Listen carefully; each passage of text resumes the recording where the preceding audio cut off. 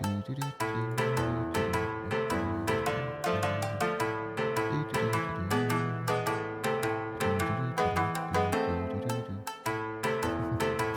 Lunatic. Just a second. I haven't even opened my Spotify yet.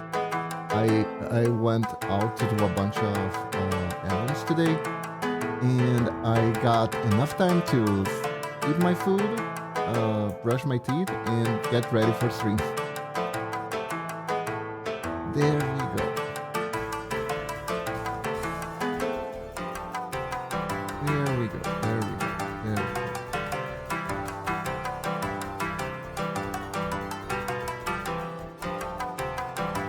Hello, Icarus! How are you doing? Welcome to the stream! I'm on my way to draw along with Kibachi. Let's go! Yay! That's usually how I enjoy our streams too. Just having someone along to working while I'm also working. It's fun. Oh god. Today is gonna be a tricky one, guys. Today is gonna be a tricky one. I'll tell you all about it when I actually start the stream after the ads are gone. You know?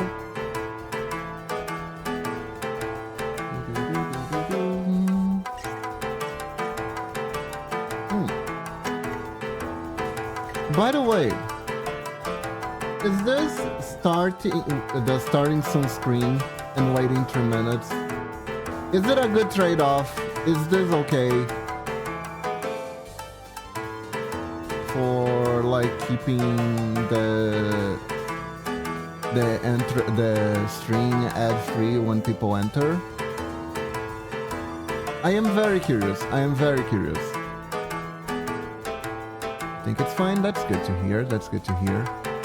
I do sometimes see like 4 viewers and then they start dropping because I haven't started in 3 minutes. So I do worry a little bit about that. Not entirely sure. Ideally, there would just be no ads, period. Hey Red Eye, welcome to the stream. How are you doing? It is completely fine. That's good to hear. We're about to start. Let me just open the office for Doggo.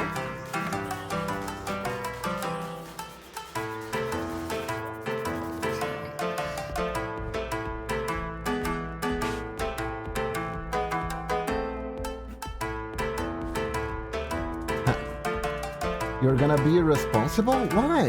Why are you gonna be irresponsible, Red Eye? Why are you gonna be irresponsible?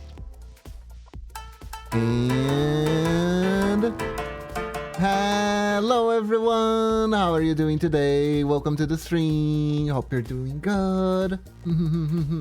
Today, got a bit of a break between commissions. We are going to finally work on Demi's new ninjaling. Yeah, Mama Kiba.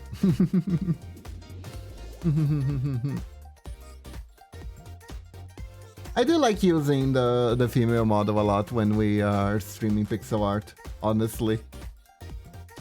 I don't know, maybe I'm attached to it, but I really like this model.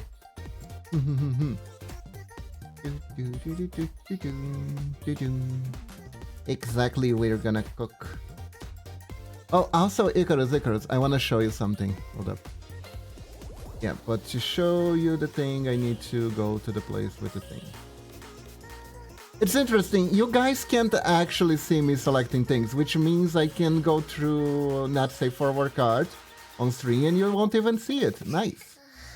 Let's feel very safe. Where is it? Ah, there it is. Oh, this wasn't the one. Oops. Wait. No, it was the one. Where are the clothes? Did I save on a different file? I think I saved it on a different file. Ah, here we go. I like that you like the model. Thank you. This is gonna be the 2.0, by the way. I was working on a different arm set. Here we go. Doesn't it look cute? It's bigger too, much bigger resolution. And this is still working on the mouths. I'll get there eventually. One day. Yeah. What do you mean? Ah, with pixel art? You can do it, Lunatic. You can do it. You can do it. It's just that... Oh my god, Twitch didn't send the other message. Oh, what was the other message? I sent it, was so cute. Ah, nice. Thank you, I'm glad you like it. Yeah, I've been working on this for a while. I'm also making a different arm thing. By the way, making arms to the hip is really hard. It's really hard. It's amazingly hard. I mean, I'll get through my rigging backlog and be able to rig it eventually. Oh, don't worry about it. It's probably gonna take a while because I'm gonna do... I wanna do all the at least for the base model, I wanna do all the things, you know? I wanna do different arm poses. I wanna see if I can do just... like, have no regrets. And then you see what you can rig. Don't worry about it. I won't ask you to rig everything at once either. But, yeah, so this is the model. But today, we are doing Demi. We're gonna do Demi today. Now, Demi basically wants a burning panda. Because that's Demi's avatar. Demi's avatar is a burning panda. So, but we're gonna make we gotta make it make it properly, right? We gotta make... There we go. This is Demi's model that he debuted, then he stopped streaming. Sage, but here we go. Yeah, I made a PNG model for Demi. I don't know if you guys know this. But yeah, so this is the basis. We're gonna make a ninjaling based on this. And I was thinking how we could do this.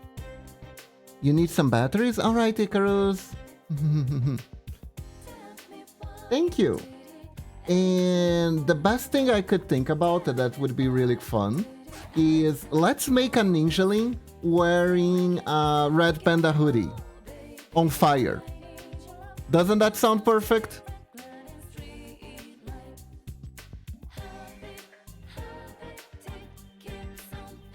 So let's get started. Let's get started, shall we?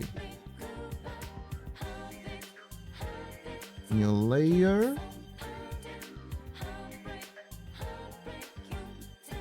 Because the thing with the custom ninjaling redeem is that there is only one rule, and that rule is, at the end of the day, you're still gonna be a ninjaling. Right? Because otherwise it throws off the aesthetic, so to speak. And as fun as it would be to just have the OCs of everyone running about, right? I do value design cohesion, you know? I really do.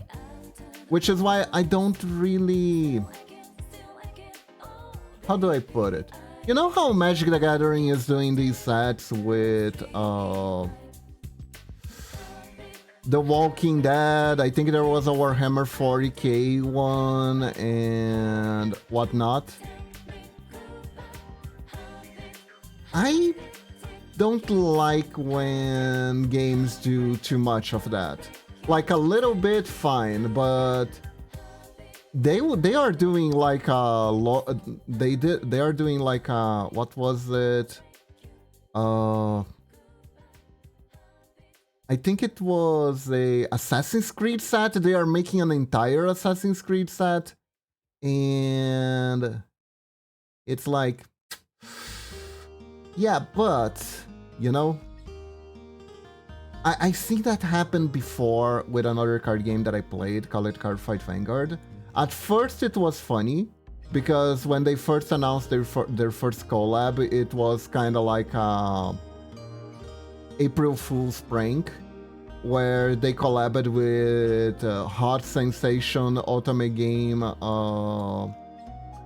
what was it called? Token Ramble, right?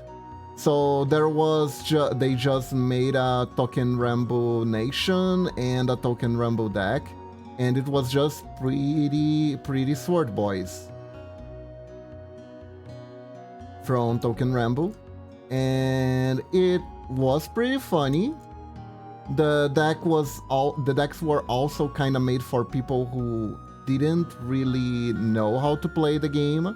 The effects were very simplified, and it won a nationals because they kind of made because sometimes simple is really strong. Sometimes simple is just the strongest. Sometimes simple is all you need. Keep it simple, stupid, you know? But anyways, so that happened, and that was fun until they just started doing it nonstop. And the problem with that was the card game already had units that kinda resembled units from characters and anime from elsewhere, but it was kind of like, haha, this is fun, this is the Miko of this world, this card game world, which I think is more rewarding than just having the character there, you know? Like, it's super fun if Miko turns into a mermaid and go fights with the other mermaids that already exist in your world by singing music with them. Because, by the way, there were idol mermaids in Cardfight Vanguard. By the way, that's a clan. They... Eventually, the mermaids built a giant idol school on top of a pink whale and flew to the sky in order to spread the word of J-pop throughout all the land, by the way. That's part of the lore. That is part of the lore. And that's amazing. I approve that 100%. But when you just... Here's the base VTuber deck. It's a VTuber. There you go. That's kind of lame. Putting the VTuber inside the lore of your game is cool. Just throwing the VTuber out there, and it's a deck. Doesn't matter. It's there. Buy the deck. Buy the game. You like Shaman King, kid? You like Shaman King? We made Shaman King decks that are super OP for 3 months before power creep makes them useless, because we're never releasing updates to that again. Go buy that shit.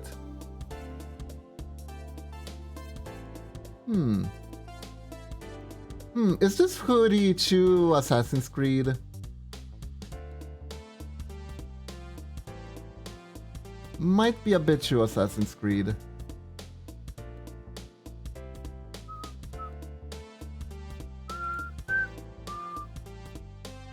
Let's try to shave it a bit.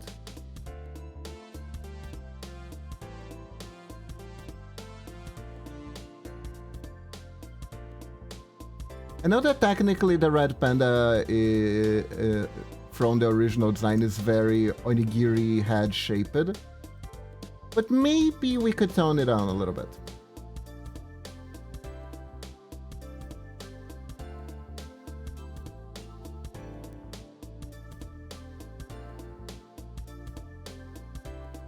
Maybe we could tone it down.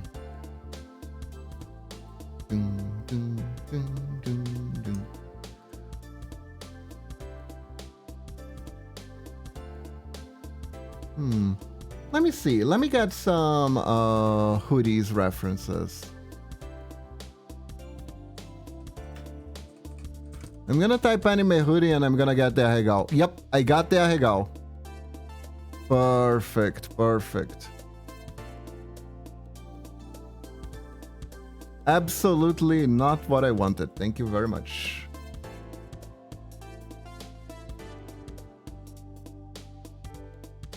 Oh, that's a cute one. But oh wait, I'm not supposed to be shopping right now. Hold up. anyways.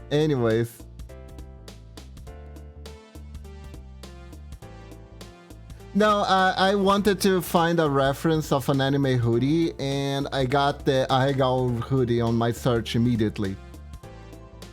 You know how it is. You know how it is.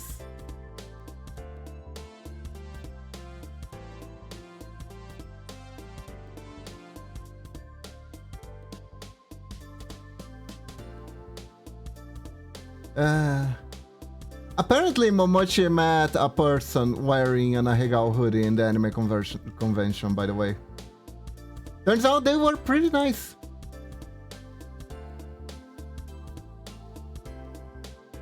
And they bought a lot of merch, so even better.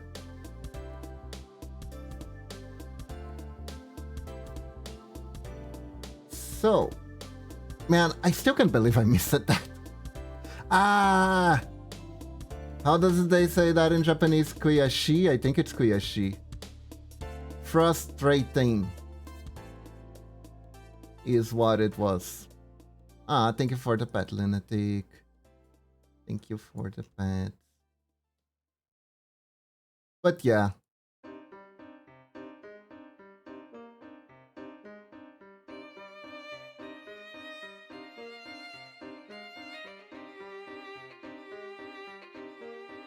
Hmm.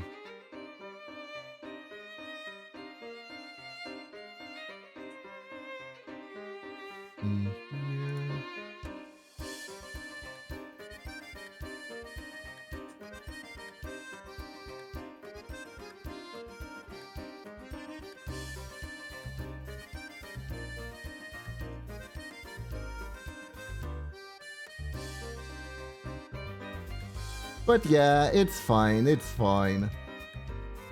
I'll get him next time, I'm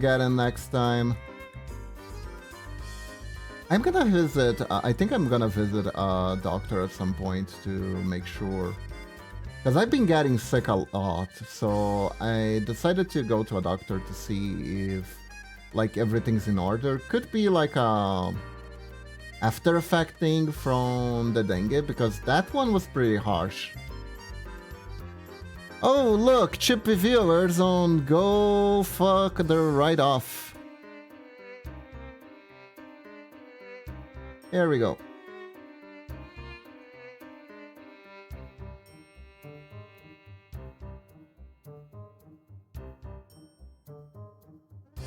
Nah, I did that manually, because I did that manually. No, sorry about... I keep forgetting to set it up! Honestly, I should, because let's be real. It's very useful for Momochi. Although there is a little, kind of a little bit of dopamine from pulling the trigger on these ones manually. But you know, if they come in swarms, it's gonna be bad.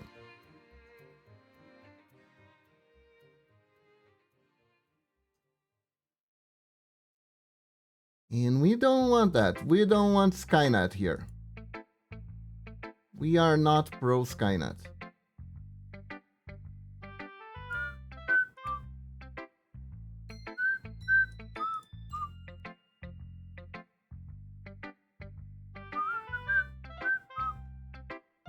Ah, what a lovely music that there's absolutely nothing wrong with. Ah, very relaxing. Almost makes me wanna write a poem.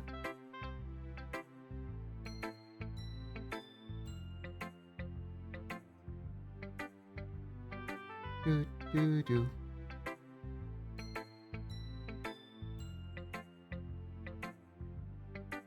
Roses are red, violets are blue. Remember, chat, I'm always thinking of you. There we go.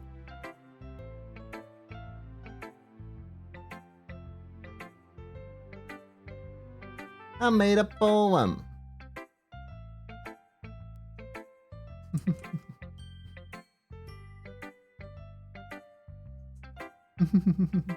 do, do, do, do, do, do, do, do, do. Do, do, do.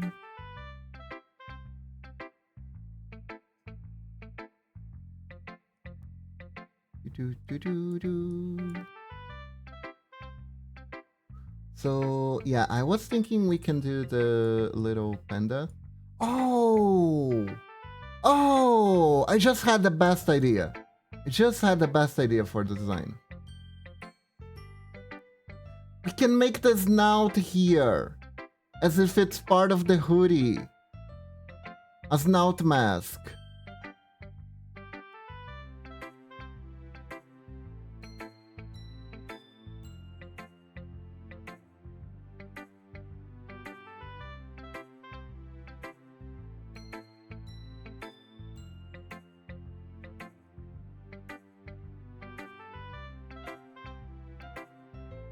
Like this.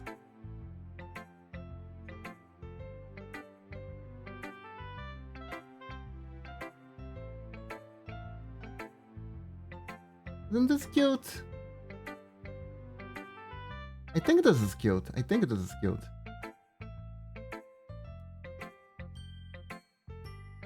Isn't it? I like this. I like this. This works. This works. This works.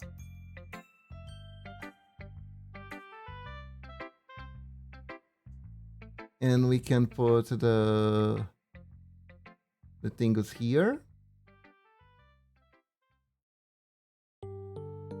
We can put these things here. And then we can make the ears.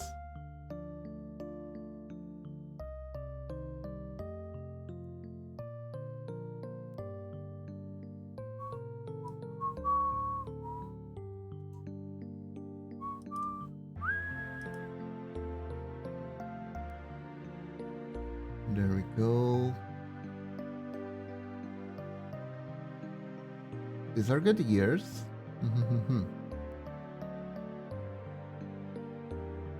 Now let's do it again on the other side.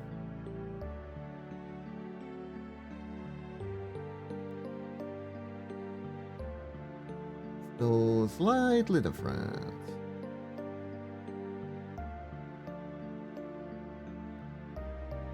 Have you guys watched the Deadpool versus Wolverine movie, or is it not something you're interesting? We're interested in. The main issue is finding time to go see it, because right now my house is in a bit of my mom is in a bit of a pickle. We're helping her around the house a lot because the house help actually it's not just house help. There's a caretaker for my grandma, right? And she has law mandated vacations that she has to do, even though she didn't want to. So we've been helping my mom around because she doesn't have the caretaker to help her with stuff anymore. But yeah, I wanna watch it. I don't know when I'll have time. Maybe I'll watch it next week. I think I might be able to watch it next week. Should be fine by then. The caretaker should be back by then.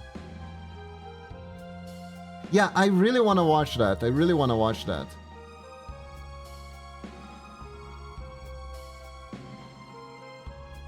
Honestly, I haven't been too excited for watching anything Marvel related, but Deadpool was pretty cool. Deadpool was fun. It is. I am, however, also a little bit scared in a sense, because now Deadpool is Disney property. So I don't know if they want to tone down the what the humor is like in the movies or not. I am hoping not. I highly recommended it. You'll laugh in almost every scene. Oh, that's good. That's good. That's good.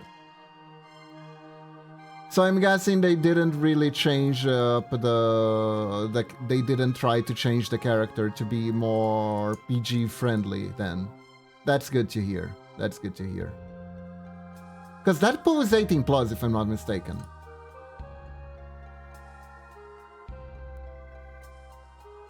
Good, good, good, good, good.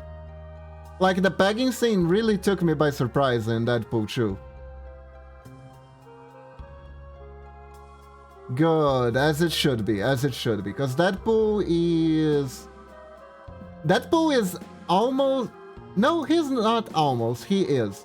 Deadpool is a parody of the 90s superhero trope, where superpower is guns. You know? That was a thing for a while. Like, the Punisher had, like, such a reverberation with the crowd that they started trying to make a lot of Punisher lookalikes. The pegging thing happened in the first, and trust me, there's a lot of profanities and gore. Nice. Nice, as it should be, because it's Deadpool. And Ryan Reynolds. Man, I still can't believe that they fuck it up the first time they introduced a Deadpool in a Marvel movie. They had the perfect actor, because Ryan Reynolds is Deadpool to a T.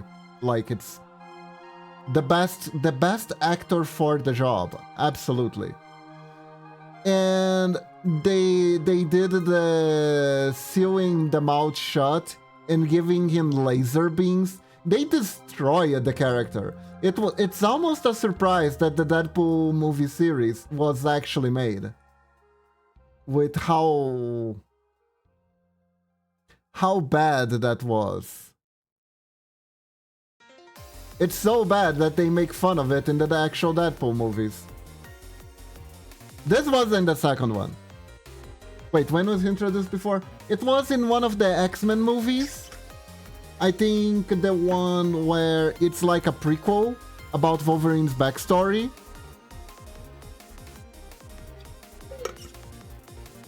That ends with Wolverine getting shot in the head and losing his memories because of it. He gets shot with an adamantium bullet, which causes memory loss to him. Even though he technically actually already knew the X-Men and even helped the young Cyclops escape from a facility. Yeah, so Deadpool as Ryan Reynolds was in it, and they just turned him into like this amalgamation of other X-Men's powers. He becomes like this experiment. Instead of just having Wolverine's healing factor, right? They give him eye lasers, they give him storm powers, I think he could fly. Yeah, they removed the mouth of the Merc with a mouth. Exactly. And they even thought they were being clever doing this. I remember the villain was like, "Ha, not so much of a Merc with a mouth now. Ha ha ha ha ha ha." And everyone in the audience was like, "Boo!"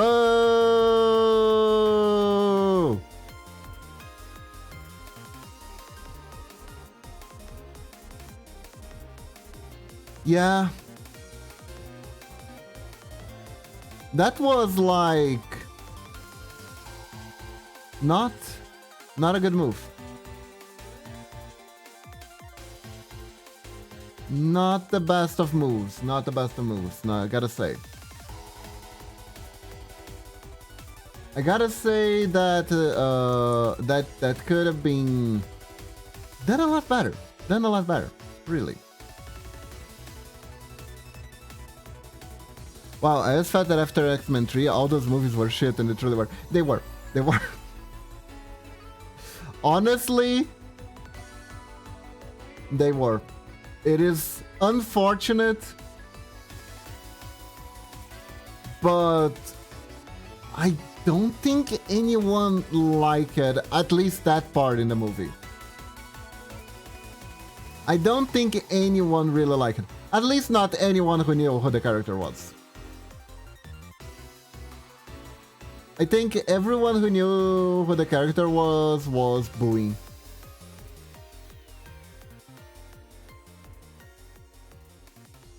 Do I just do a recolor? I mean, it's a hoodie. I guess I need to redo stuff. Hold up. The recolor would have been much easier, but... Oh, I know. I know.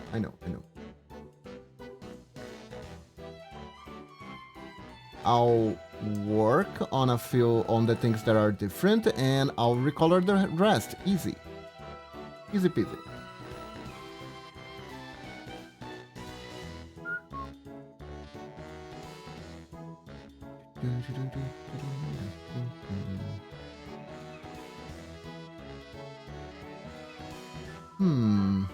How do we do this?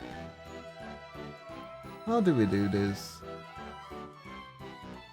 It's a hoodie. Maybe... I still want to do the duplicate here, use the copy. But yeah, the movies were unexperienced for sure. They were certainly unexperienced.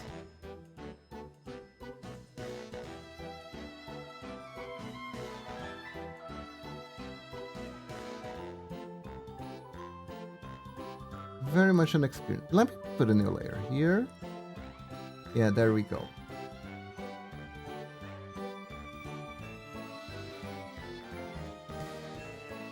Maybe we can make like a little fluff thing here. Yeah, like this. Right. White.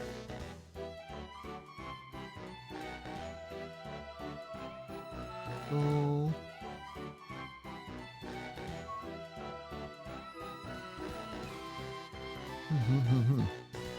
But yeah, it was a little bit of a... It was a mess. There is no little bit. It was a mess.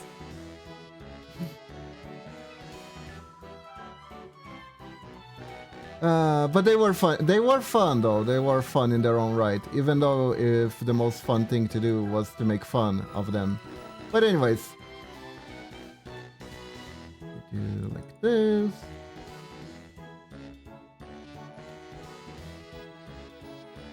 Yeah. What else?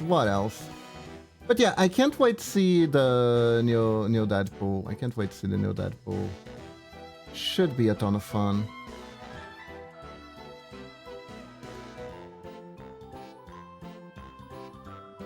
Thank you for the pet, Cyberblitz Gaming. Welcome to the stream. How are you doing today? Welcome.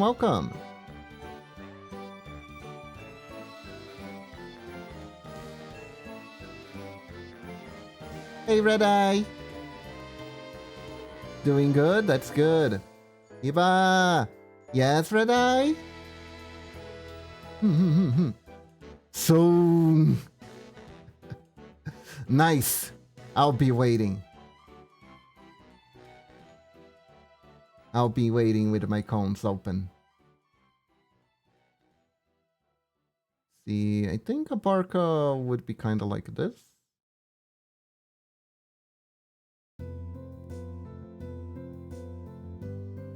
You know, at this point I am kind of redoing the whole thing, aren't I? Well, okay.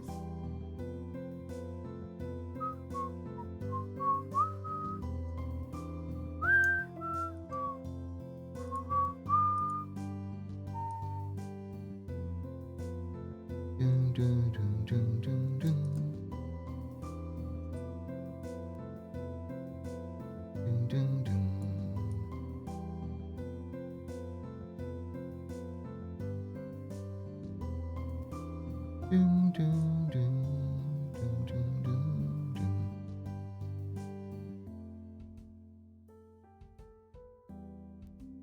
Where's the song from again? The song is from Night in the Woods, which is a game about feelings.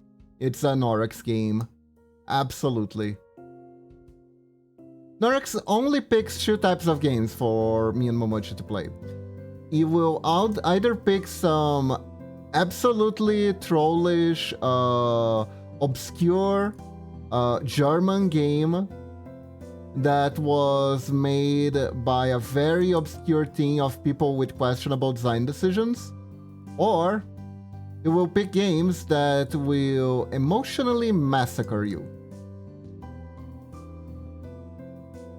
That's the Norex game. Indeed. Oh, I made that one. Oh, he's using. Nice. Nice. I made that as a gift for him once.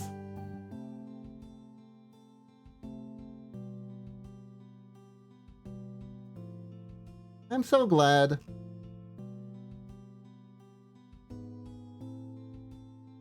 I love when people use things that I make for them, be it either by gift or commission. It gives me a happy feeling to see that. A feeling that I didn't know existed until I decided to make art and content creation, honestly.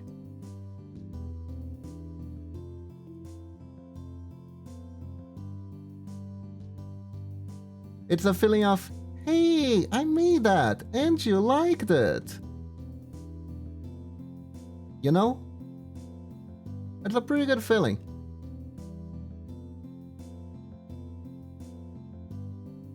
Trust me, I wish I had my previous streaming set up so I could use my capture card more and have my alkalites on screen. Aw, it's okay, Icarus, it's okay.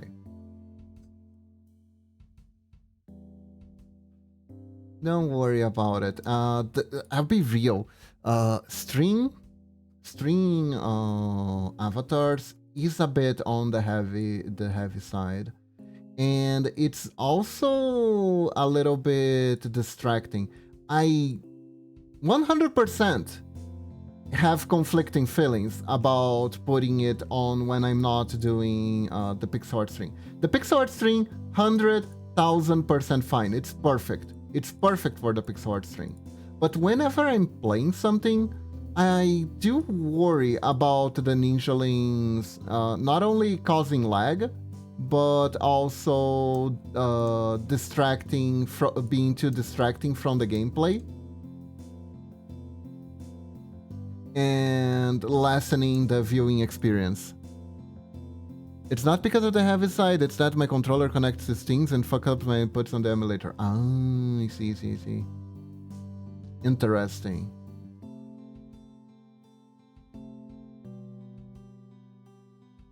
Also, Icarus, I learned something the other day. Maybe you already know this, but I do want to share this knowledge just in case, because it is very important, in particular to speedrunners.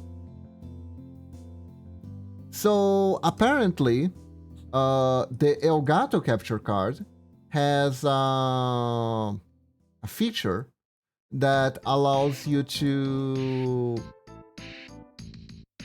connect the capture card, right? Simultaneously to your computer and to another screen. So you have an extra port, an extra USB port to connect to another screen. And the reason why you would want to do that is because apparently there is a very slight input lag whenever you are playing directly on the PC. And the way to counteract that is to use the secondary port and put it on a second screen. So that way you can see the game as it is and not as it's being streamed on the PC.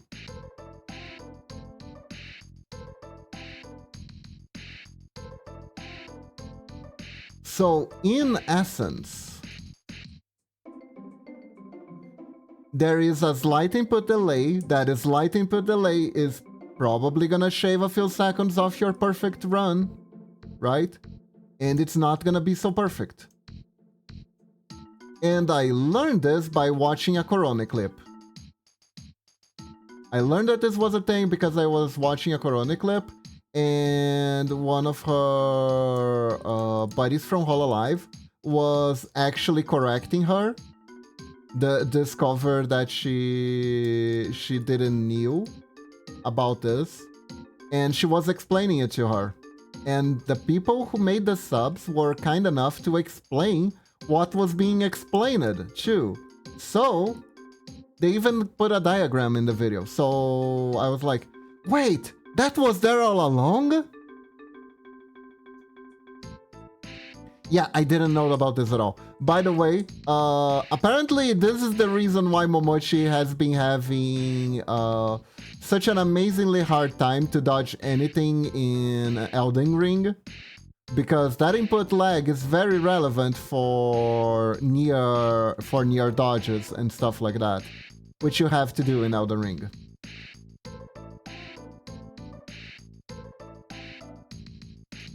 So, coming soon TM. I don't know. Maybe we kind of have to figure out if we can actually fix the setup. But maybe if we can figure something out, there's gonna be a new and improved Momochi with 5% less lag and much more kick-assing, I think.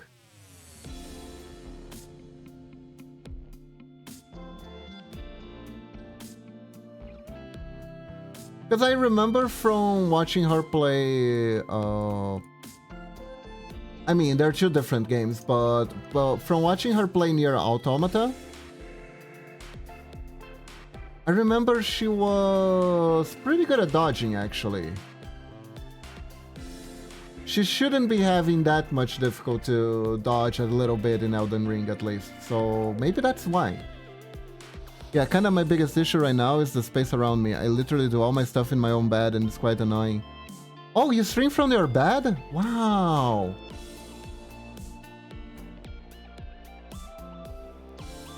Yeah, I remember my original setup was in my room. It was quite bad. It was quite bad. For one thing, having a separate workspace from your rest space is usually better. It's usually better because it makes it easier for the brain to sort things. It's like, okay, we're here, now we're in work mode. We're there, now we are in rest mode. You know, that sort of stuff.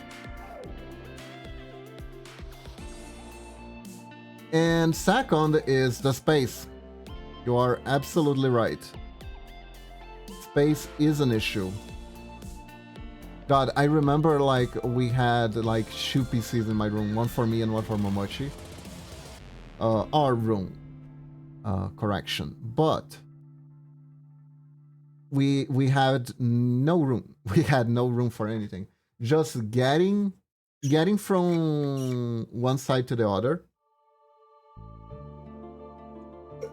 was pretty hard, depending on who was there. Going to the bathroom required making the other person stop everything they were doing. It was quite messy. It was quite messy. Yeah, sadly I can't. I'm very limited in space. I see, I see. The other issue was the sound quality. I don't know if you guys ever had the courage to click on my early stuff. I think my first series, my first playthrough, is the best example where I played through the Messenger. The audio quality is ass. It is absolutely ass. Like no question about it. The quality is terrible.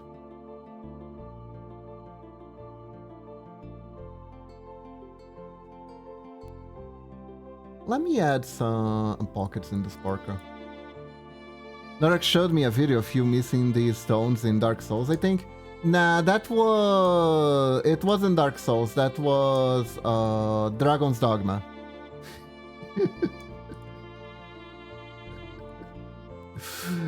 In my defense,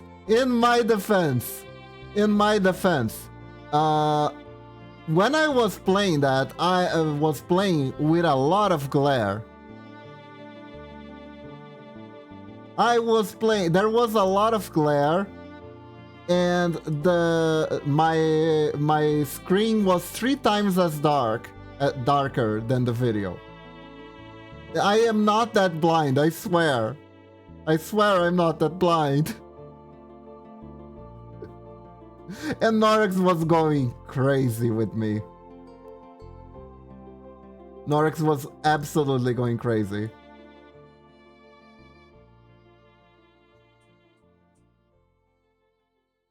I swear, it was the glare. But Kiva... Yeah?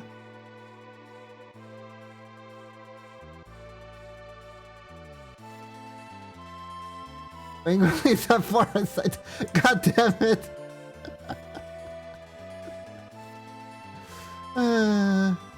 Man, it's a pity that I missed the train on that one meme. That meme that was like, guys see this and type wife. Because I could have made one that was like, ninjaling see this and they type pangolin. And it's just a face of me. It's a pity that I missed the chance to do that one. Because it would have been perfect. And also, everyone from outside my chat looking at that would go like, eh? What?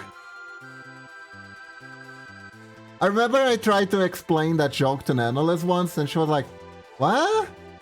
Well, she just couldn't understand.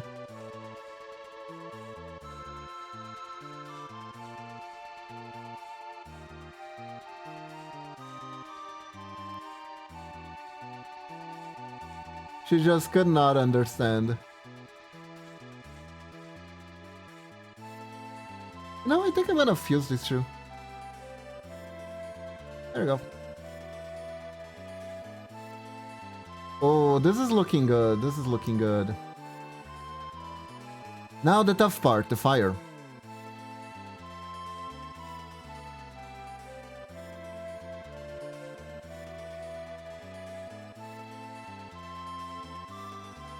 The rough part is the fire. I'm afraid it's time to set this poor panda on fire.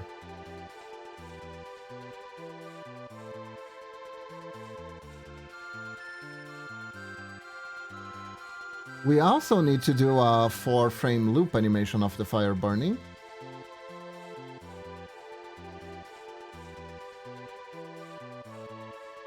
Fire animations are a bit of a challenge. I do think I've been getting the hang of making them lately, because I had to make a lot of them. For VFX and stuff, so I think I can do them without having to use too much of the tutorial, so to speak. Oh my god! Best viewers on Fuck the Hell Off!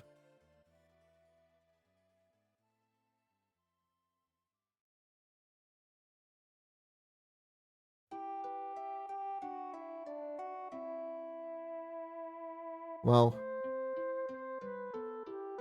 Now they stopped trying to advertise by...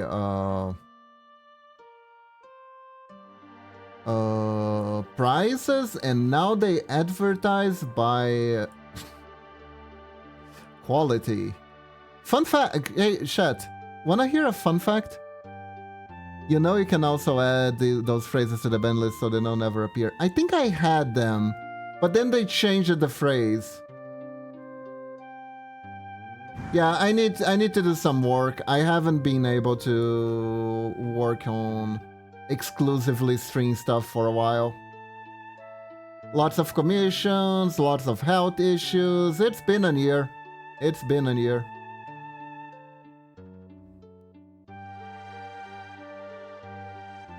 I'll be real though, I do like working on commission stuff better than I do like working on just setting up the stream. So I tend to let it accumulate for a little bit and then I do it all at once. Although that is kind of bad, isn't it? I need to set up some time to just check string stuff. That is kind of bad. I need to work. I need to do better. I need to do better. I'm sorry, chat. I need to do better. Where's the ukulele? Where's the ukulele? Where's the ukulele? I need a ukulele. Hold up. Thank you for the pet. But I need an ukulele. Wow. Wait, is my pet still not working? Hold up. Hold up.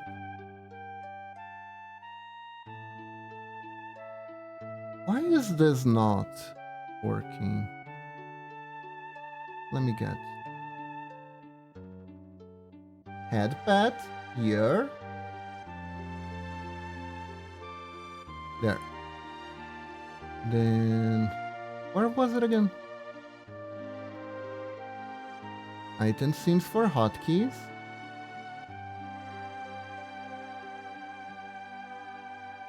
Let's see. Pixel Kiba, Pet Biba. There we go. Included item. There we go. Improve. Save. There we go.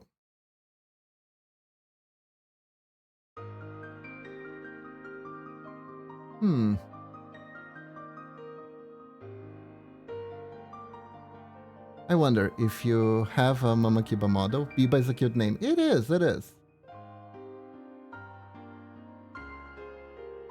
Momochi made it for me. Uh-huh. If I have a Mama Kiba model. Where's that emoji? Good question. Maybe coming soon, TM. Who knows? Although Momochi said if she was going to do a gender bender, it would either be an ugly bastard or a femboy. So careful what you wish for. I'm not entirely sure she'd go for a daddy model. Although it would be pretty funny.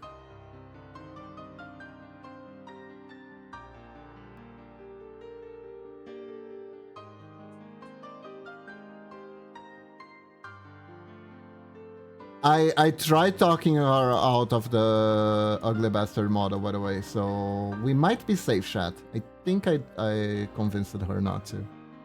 I mean, she already has the Rorochi. You think she is satisfied with just one curse?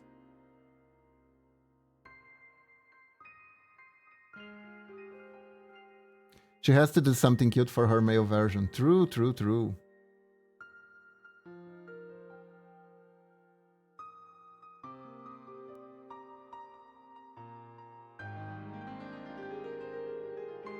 Is this enough fire? I think this is enough fire.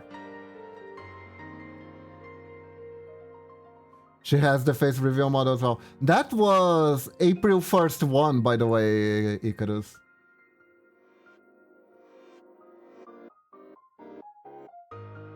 That was April 1st one. That's how she started. That was just the beginning.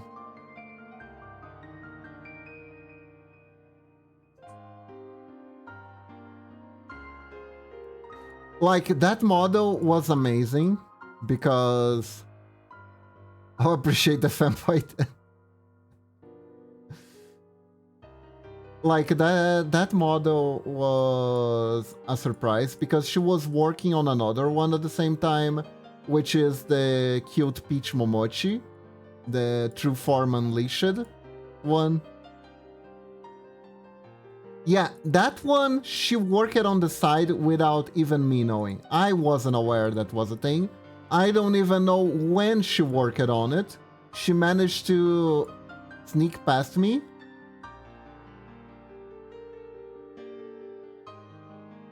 Because, like, I'm tall. If I'm walking close to her PC, I'll be able to see everything on screen. I had no idea. I had no idea. I had no idea how she did it, but she hid it from me completely. She was super sneaky. Super hyper sneaky. Oh, also, good news. Since my stomach is feeling pretty well, Dano sent me, Dano and Norex sent us some chocolate in return for us sending them some Brazilian chocolates. They sent us some German/Sweden chocolates, and I was able to taste a little bit. We've been eating it bit by bit, and it's pretty good. It's pretty good. She learned her ninja abilities from me? Maybe. But also, that means she already surpassed me since I wasn't able to figure out what was going on. Which is scary.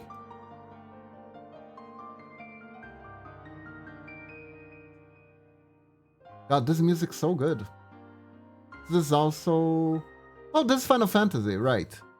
This is from acclaimed MMORPG, Final Fantasy XIV. Play for free until level 30. Was it 30 or 60? I don't know. I bought a subscription, so now I'm not allowed to play the game for free because I didn't know it was free until 60. Don't do that, by the way.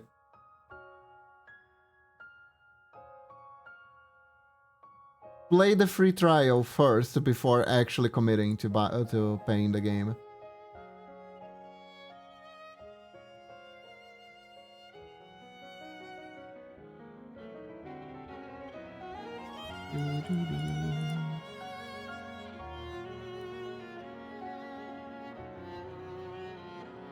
That was a mistake. Oh yeah, Keba, did you see the Furioso video I sent you before? No, I forgot to click on it. I saw it when I was in bed, but I was like tired and I ended up not clicking and it ended up being as red, so I didn't see it. I need to see it. Thanks for reminding me, Lunatic. Oh, speaking of sending stuff internationally, was it too expensive to send something to Germany? I know Much wanted me to send me some con goodies, but I don't want it to be too expensive for you guys. I have no idea. Momochi actually looks at expenses that I don't want to worry too much about.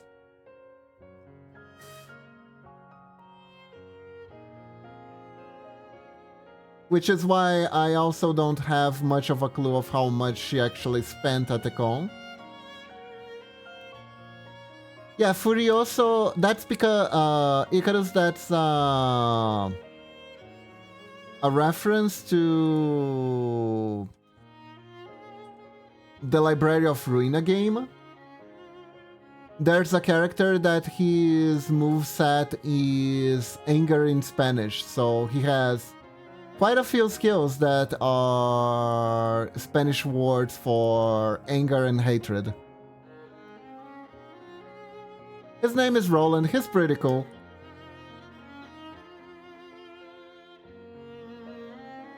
So he has a skill that's literally called Furioso.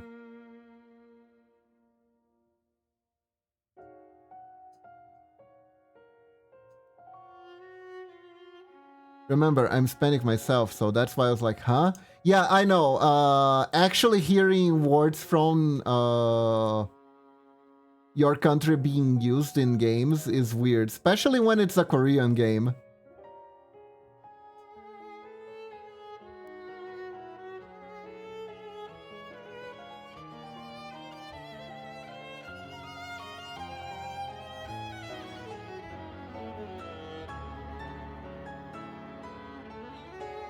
But yeah, he has a moveset. of Furioso skills.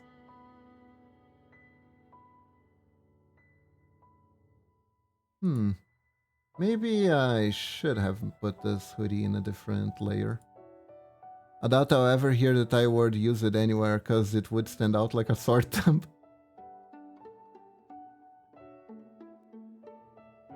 Yeah, some there are definitely languages that have like a favoritism when it comes to doing video game moves and such. English a lot, obviously. German also appears a lot because Japanese people are weeb for Germans. They just think German word sounds the coolest, to much of Norek's chagrin.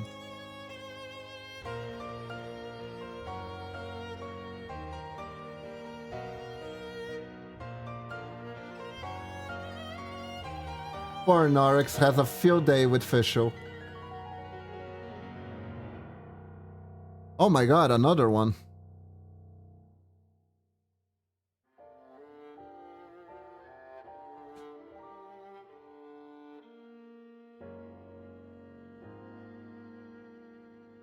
They are really coming in droves, aren't they?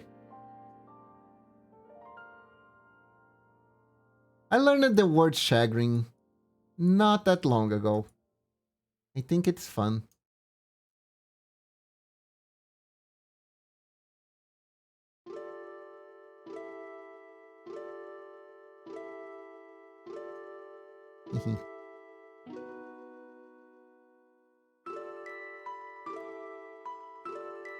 I like learning new words.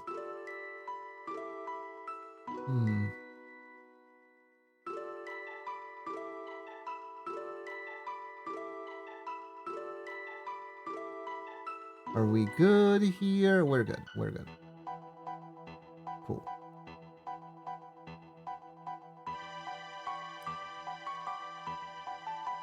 Yeah, the way back.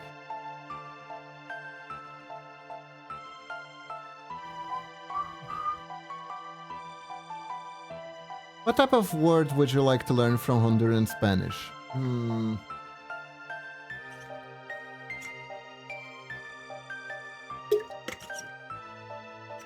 Okay. The word I would like to learn the word for horse. Give me the word for horse. Oh, better yet, give me the word for wolf.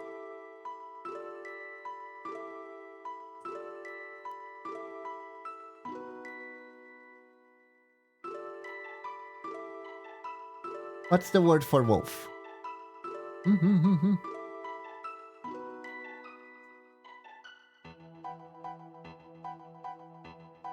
Same for all Spanish countries, Lobo. Oh, same for me, same for Brazil countries too.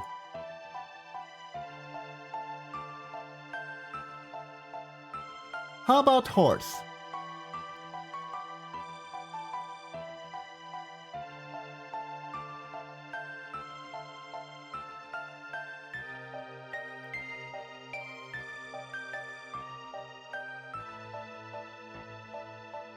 Better yet, caballo. Oh, it's almost the same for us. For us, it's cavallo with a V. It's almost the same. Interesting.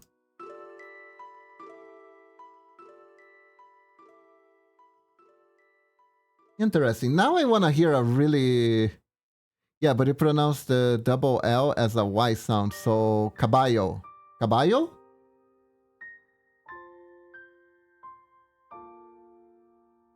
Did I say that right? Nice! Oh, I didn't know. That's cool.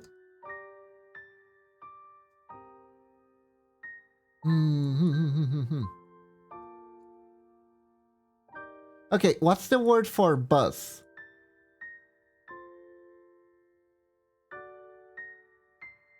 Here in Brazil, it's ônibus.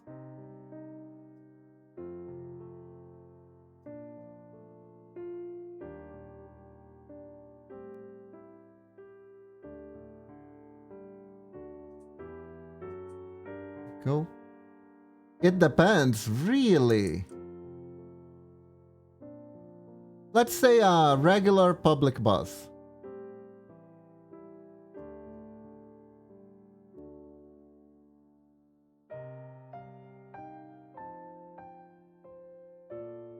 Rapidito.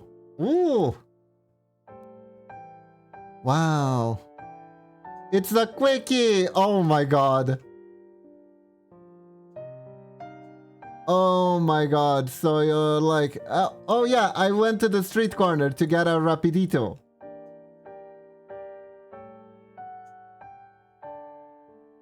That's so adorable. I like that.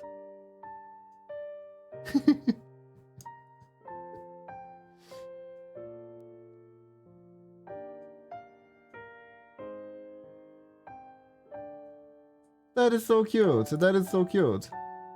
Do people make a lot of sex jokes because of that? Or is it chill? Hello, Camel God. Welcome to the stream. How are you doing?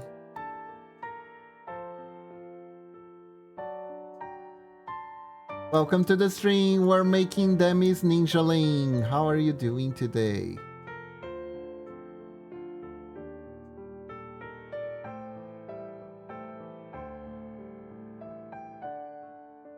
Doing good too, doing good too.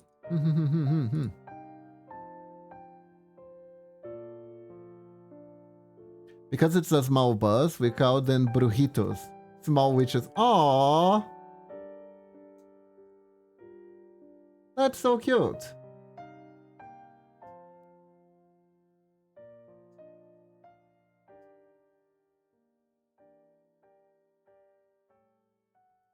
That's adorable. We don't have any like cute nicknames for our buses. We just call them onibus.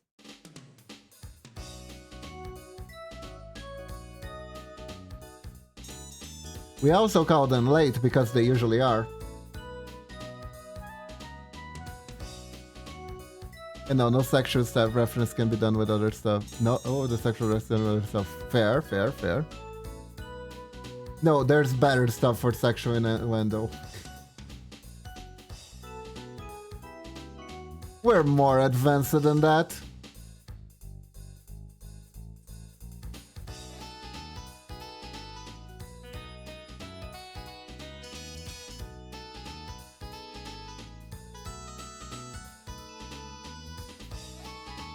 Oh, but that's amazing. I like little witches. My favorite word to Honduran Spanish is rigio. Ooh, what does it mean?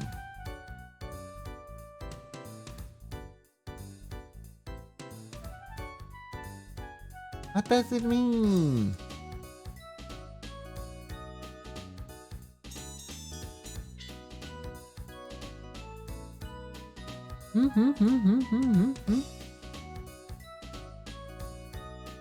I wanna know, I wanna know.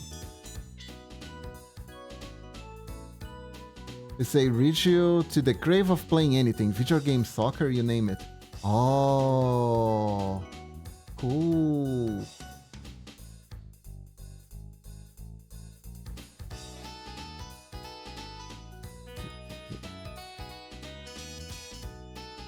Go. That is cool, that is cool. Specific word for a craving, huh? That's really cool.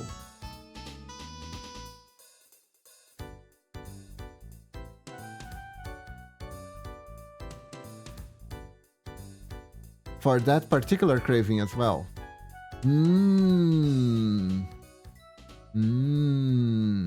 I see. Which one?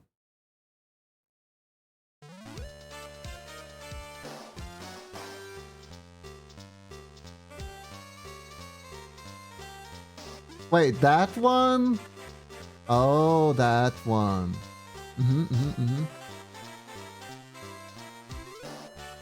I get it, I get it.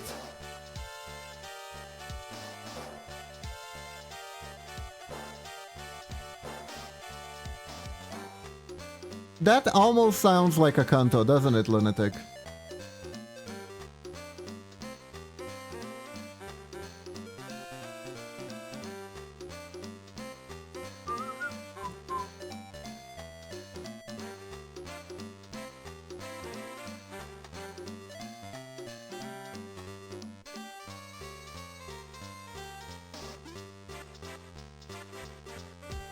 That is really cute. That is really cute.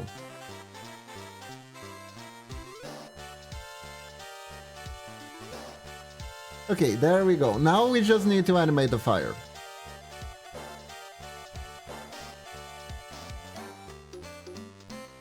In Danish, wolf is skaddir. That sounds so cool. Oh my god, that sounds so cool. Although I don't know how to read the AE letter. I'm kidding, that means pangolin. What? Oh, come on.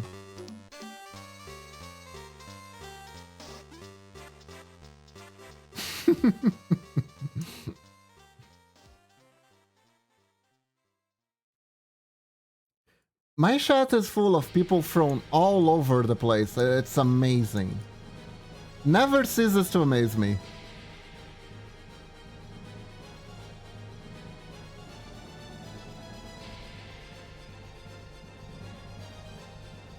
Yeah, I kinda figured Camel God was... I knew Camel God lived in the US, but it did feel like Camel God was actually from some other place. Don't know why.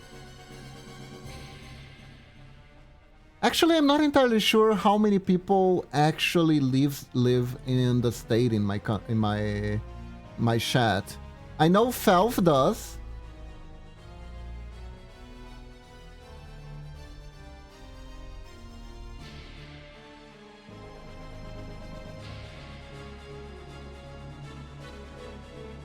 I know Lunatic is from Thai, but I think Lunatic was born in Canada. Not entirely sure. That's right. Is that right, Lunatic? I think that's right. Checklist of doxing checklist. Everyone, please report to the doxing checklist. Don't forget your social security number and credit cards.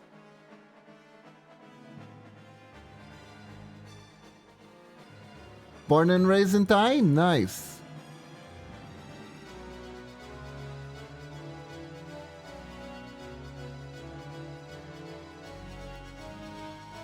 Alright, there you go, 12. No, don't actually do it, it's a joke! Only went on holidays to Canada, but never lived there before. Ah, I see. How did you like Canada, Lunatic? It's probably very cold compared to Thai.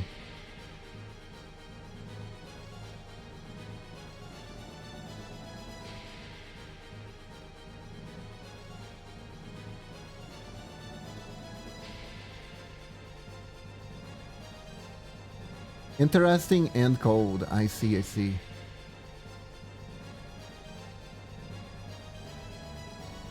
We have Germans, Danish, Thais, Hondurans, Brazilian. There are people from Portugal too. At least 2. We have 2 people from Portugal.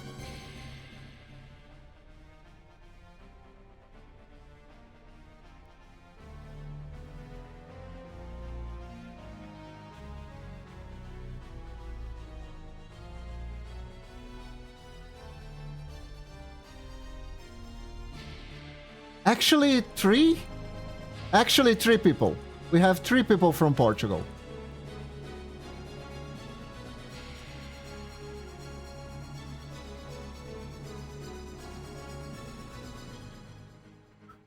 Portugal is to Brazil akin to what England is to America.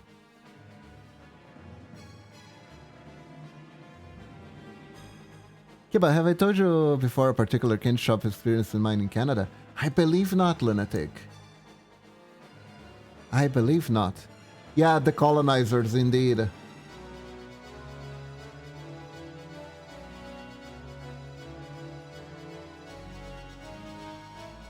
Portugal and Brazil, they have such a weird history. Like, this never happened in any other colonized country. Right? For a while, to be more specific, during the Napoleonic Wars, Want me to tell the story? You can tell the story. I'm just gonna do my interjection pretty quick while you type. Yeah, so during the Napoleonic Wars, the King of Portugal decided that the best way for his country to not be completely taken over was to flee.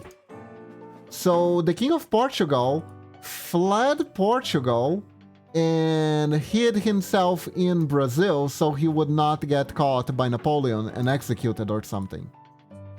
And for a chunk of like 20 to 30 years or something, he ruled Portugal from Brazil. That's how we got the T-pose in Christ, by the way.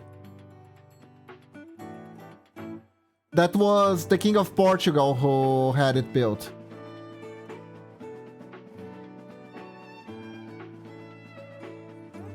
The King of Portugal built that. He used to live in Rio.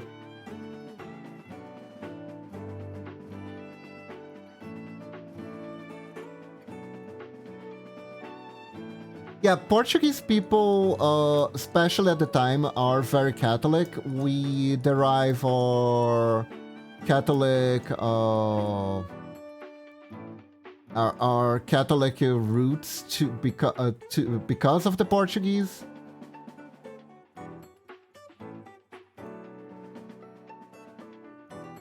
There was actually for a while there was a very interesting dispute about whether our Native Americans had a soul or not, and the Catholic Church was in frenzy to say that they did, because the Catholic Church was at the time really hell-bent, ironically, on the idea that Brazil was actually the Garden of Eden. So they were holding on to the Native Americans from Brazil being like some sort of second attempt from God at making the human race, right? Like after Adam, human race. They're like the descendants from before Adam and something that isn't related in the Bible. And they were like, this proves that the Bible is real. Then they found out that some of the Native American tribes were cannibals, and it all went downhill from there.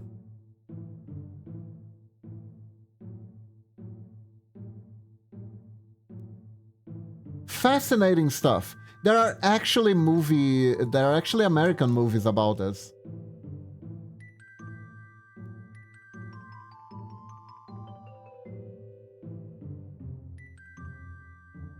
Yeah, and also as a plus, the Native Americans from Brazil could not be enslaved. Like, literally. If the colonizers tried to enslave them, it was impossible for them to understand what they wanted from them. They didn't understand the concept of slavery, and they didn't really understand much of basic agricultural practices because they were hunter-gatherers still. They were still living in the Paleolithic. The native Brazilians are so uniquely positioned in the fact that they preserve it. They preserved the lifestyle of almost cavemen. I think it's Neolithic. Their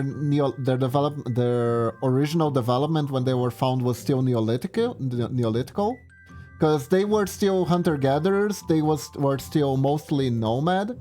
They knew very basic agricultural skills for roots, like we call it mandioca here. I don't know the name in English. Hold on a second.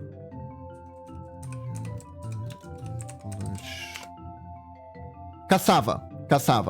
They only knew how to cultivate cassava, potato, and a few other roots, but that's about it.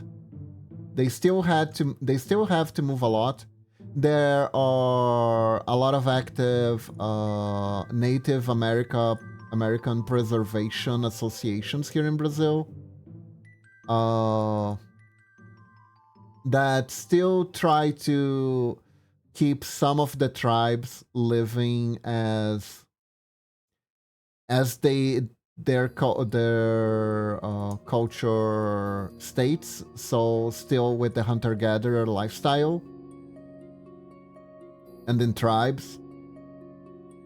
It's all very interesting. It's really fascinating if you guys want to do the research on your own. It is quite a topic.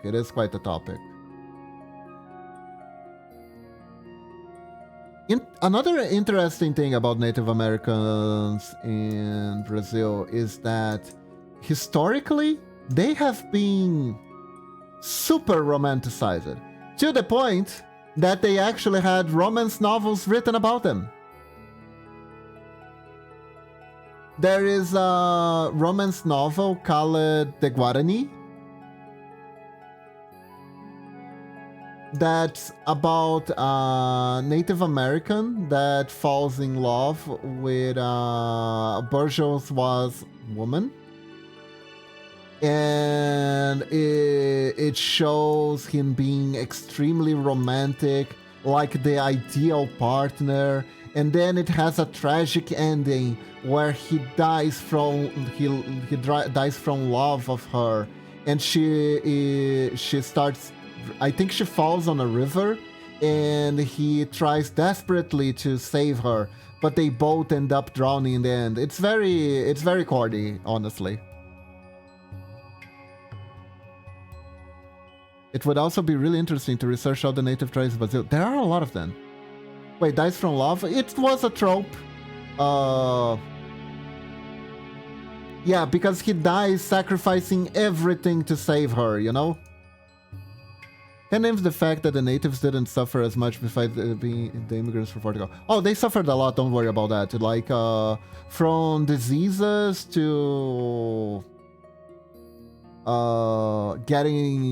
they still got their asses kicked. They still had a shitload of their lands ravaged and taken from them. Mostly the only real tribes that survived were from the Amazonas, right? From the Amazon jungle, because the Amazon jungles suck. And no matter how hard even the... Yeah, no, it was pretty bloody, don't worry about that. But like, it was interesting because some of the wars fought in favor of the natives were fought by Brazilian priests.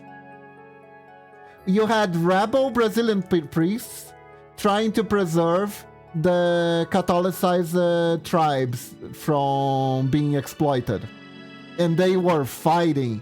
We had did I forget to tell you that, guys? There were fighting priests in Brazil for a while. There were priests that fought wars.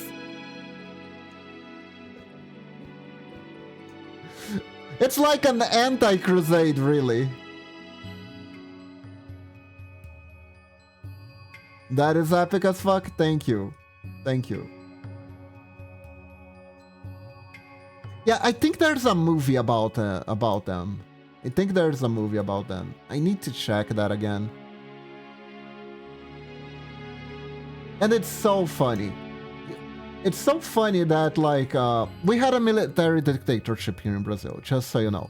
Brazil had, like, every sort of governmental organization possible. We had dictatorships, we had... at one point, we were considered an empire. Did you know that? The mighty empire of Brazil. We had two emperors. Dom Pedro I and Dom Pedro II. The emperors of Brazil.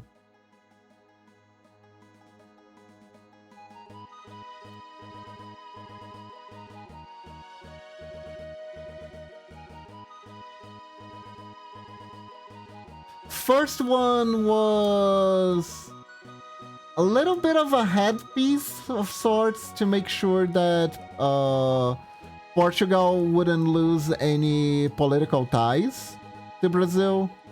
It was literally the Portuguese king's son that assumed as Emperor of Brazil. That took over as the Emperor of Brazil.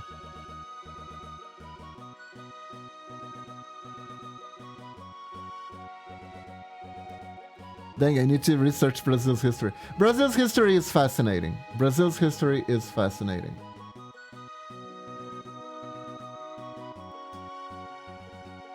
It is very wild. It has a lot of set points, obviously. Every colony had slavery as an issue, right?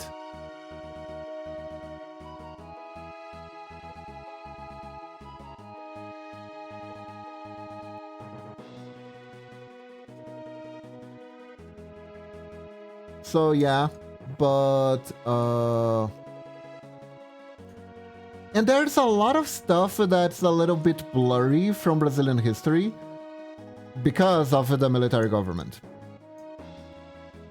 Because those guys, they tried so hard to rewrite history. They tried so hard to rewrite history.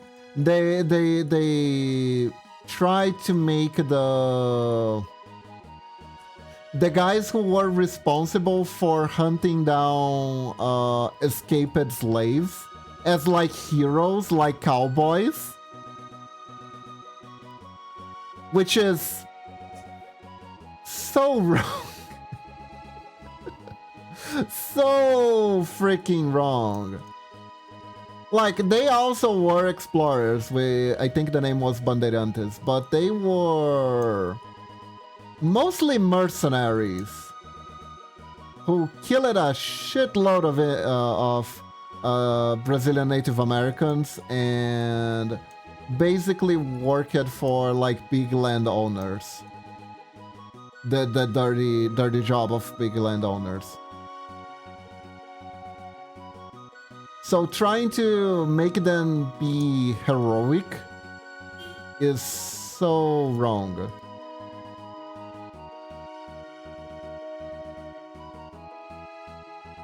It's just so wrong. But they try to anyways. There's also the whole who built the airplane. I don't know if you guys know about this. There was a guy called Santos Dumont who was Brazilian, and allegedly he invented the airplane before the Wright brothers. And he tested his plane in France. The name of the plane was Schubitz. Now, I don't know if it's true or not, because it very easily could have just been the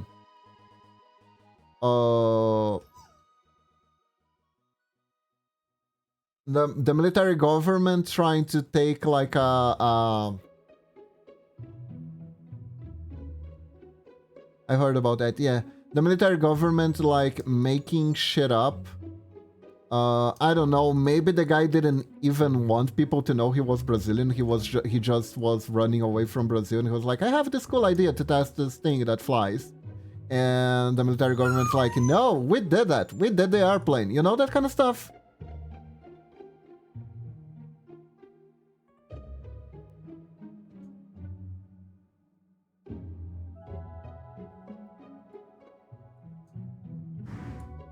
So even like the history that I learned in my school isn't 100% accurate. There are a lot of things that were rewritten both by the military government and the ruling elites of the time, like villainizing certain historical figures. We even have whitewashing, if you would believe that. We even have whitewashing in our history. Like, one of our most celebrated writers which is really, by the way, he's really good. At one point, I want to see if I can find a translated version of one of his books so I can read it for you guys on stream. His name is Machado de Assis, which the name Machado translates to axe. And he was not white, but every single picture of him has been whitewashed.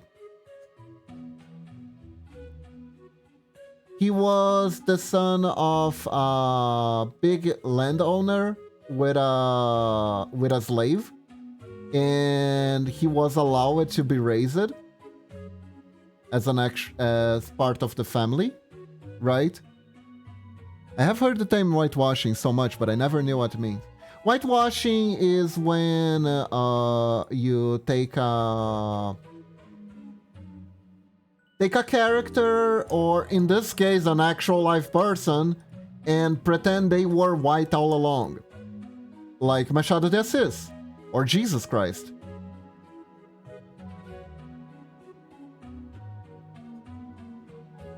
And the washing comes from the irony that this is supposed to make it more palatable to the white majority, I suppose.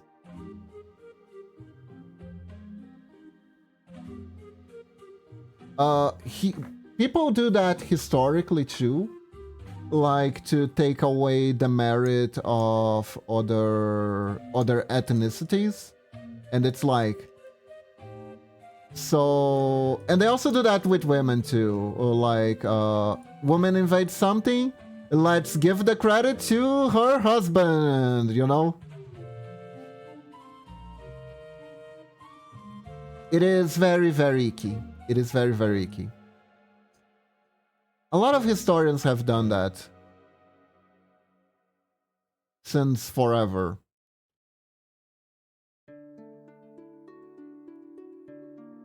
Literally for the kindergarten reason of, see, men are smarter, women haven't ever done anything important whatsoever. No. It's not like agriculture was invented by a woman or anything. One of the most important revolutionary things in producing food in the history of mankind. I don't know what you're talking about. Guys number one.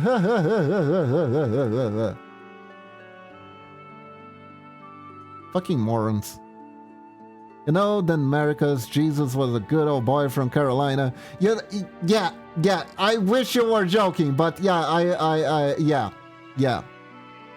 I've seen enough quotes on Twitter and other places to know that people actually believe that. Jesus would not have been white, especially knowing the countries he was in. Exactly. Plus points to the fact that he was Jewish.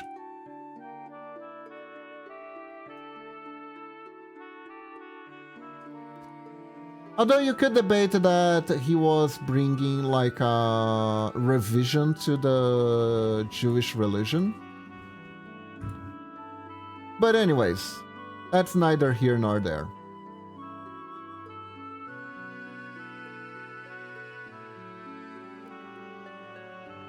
History of religion is really interesting. Things came first and what came from religion, how diverted from different religions. And how do you love an XX Lapaleno bacon cheeseburger? I'm pretty sure the only meat Jesus ate was fish. It was like light vegan.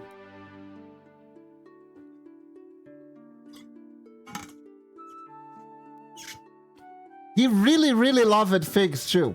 He loved figs so much that this one fig tree would not produce any figs, so he cursed it. That's in the freaking Bible for some reason.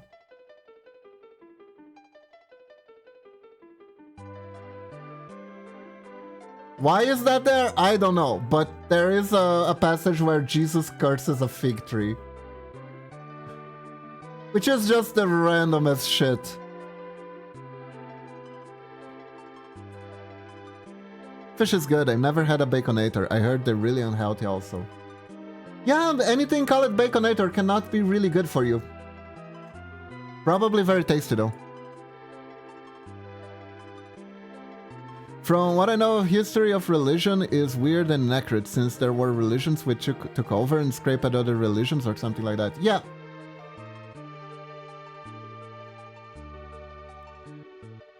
Good old Christianism is very good at scraping other religions. It's like number one move.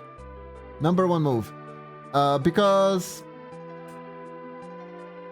I mean, honestly, Danu and Norex can provide the best examples. They are from regions that had a lot of pagan traditions that had to be retooled, literally, by the Catholic Church. Because the Catholic Church learned very quickly that we humans just need to party, you know? And we party for different reasons. And we may even accept that you change the reason why you party. We party. But we do not accept not partying. You know? Baconators are only unhealthy if you let the bacon withdrawal win. Beautiful, beautiful.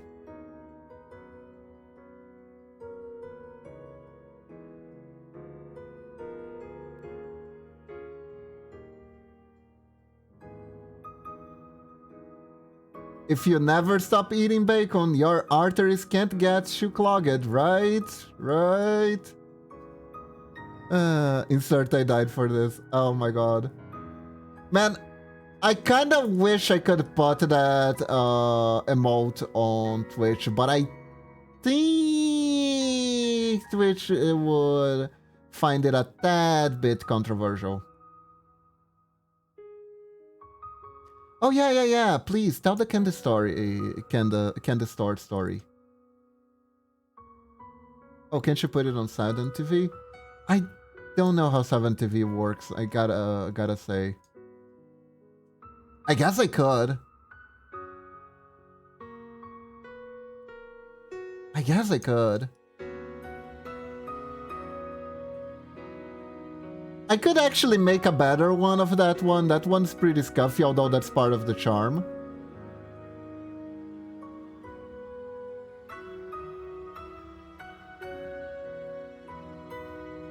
Because I think I deleted the original because I didn't want you guys actually using it, but then you screenshotted it, and honestly, touche, good sir, touche.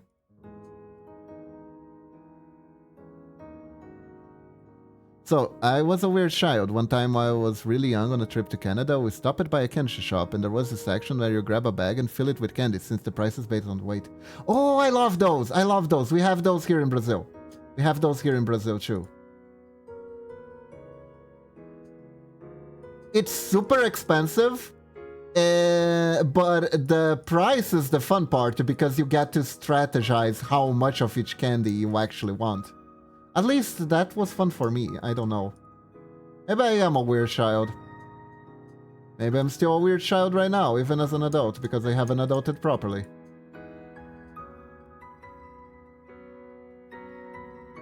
We have that, but for ice cream bar? Really? Wait, do we have that here? No, I don't think it's weight. It's weight related.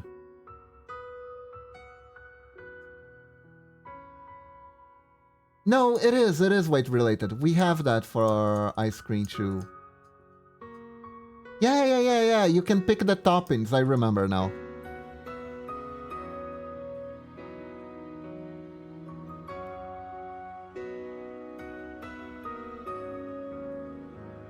But yeah, Lunatic, please proceed.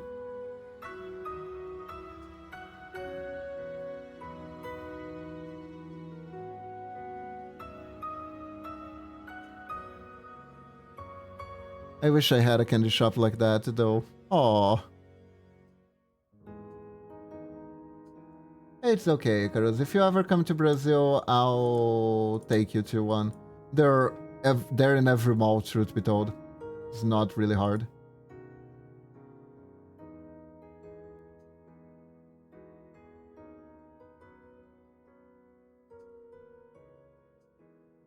Like, if there is one in my mall, and the mall of my city is terrible, right? And if even there you can find it everywhere. You can find it anywhere.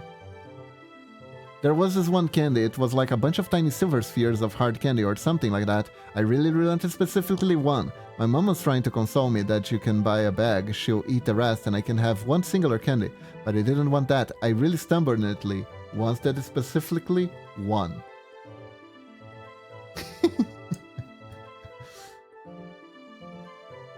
Wonder what that candy was then.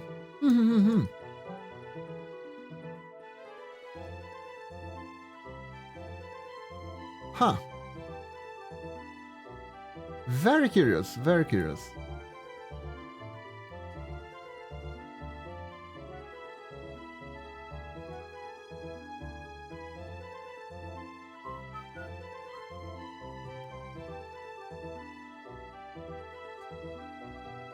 The one. I see, Lunatic. You were looking for the one all along. Makes sense, makes sense.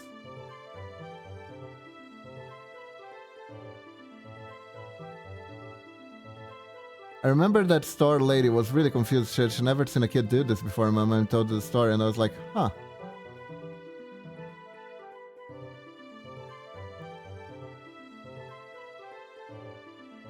There was something about the singularity of it, apparently.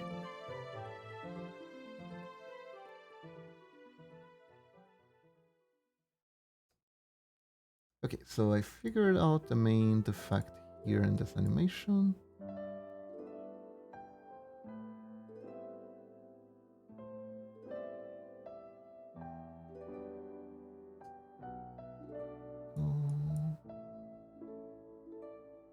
Here we go.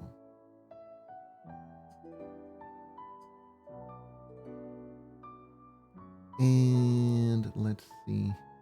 Aha. But yeah, Brazilian history is wild. Oh, wanna hear some other something else that's pretty wild about it that happened in Brazil? There was this time where a cult was being formed in Brazil, and the military army went to fight with it and lost a few battles before winning. They won in the end because it's the fucking military, but they actually lost the first battles against a cult.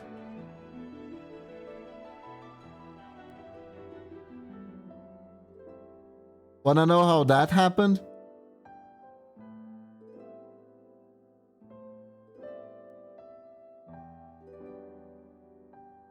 So, here's the story.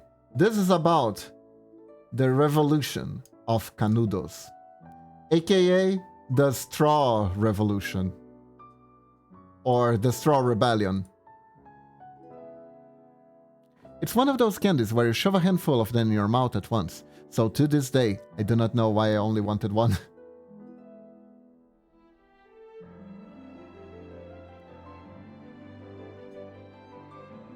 We need to ask a native Canadian. Indeed. I hear we can lure a Canadian with Timmy Hortons, but I'm not entirely sure if that's true or not. I heard that from another Canadian.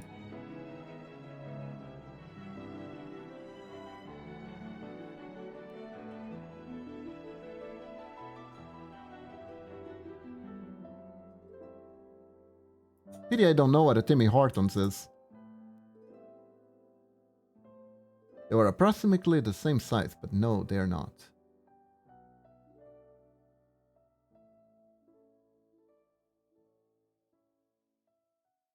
I think this one over here is a little bit too much.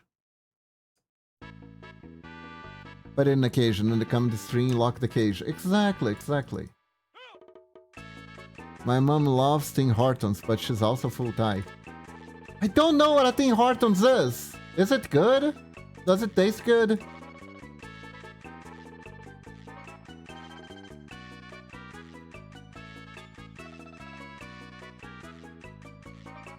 But yeah, about the Straw Revolution, right?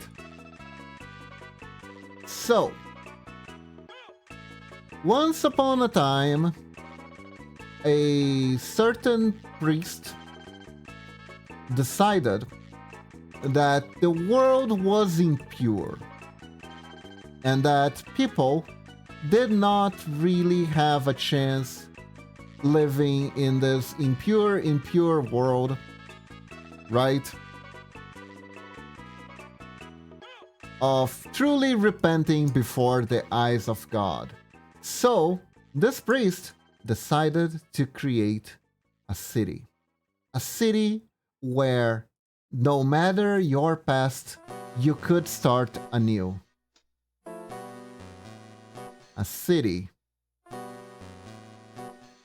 where it didn't matter where you came from.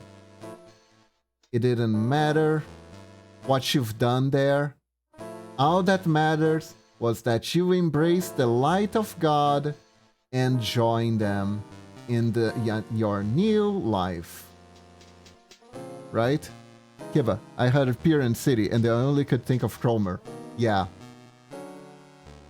So, as it turns out, this concept was a big hit, especially with runaway fugitives. So, this starts happening. It's a self-governed city in the middle of something we call, I think it was the Cerrado. It was to the northeast, where the area is practically desertified, right? So imagine a desert cold city full of outlaws wishing to start anew. That's what we're talking about here. That's what we're talking about here.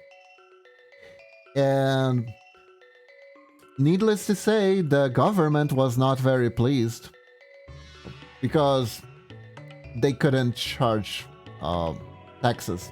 They were self-government, right? So pretty much out of the blue, a second country, religious one of that, started sprouting in the middle of Brazil.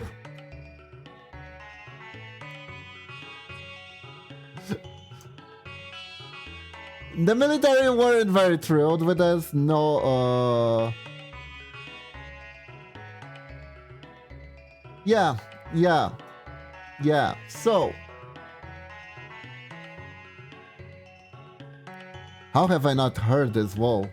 I don't know, like, for Brazilian history, it's pretty well reported, actually. Yeah, we just spawned a new religious country in the middle of it. Like, that shit doesn't even happen in freaking civilizations, right? That doesn't even happen in Civ 5 or whatever. It should. It should. Imagine handling that as a video game event. So, here it is. Here's the thing.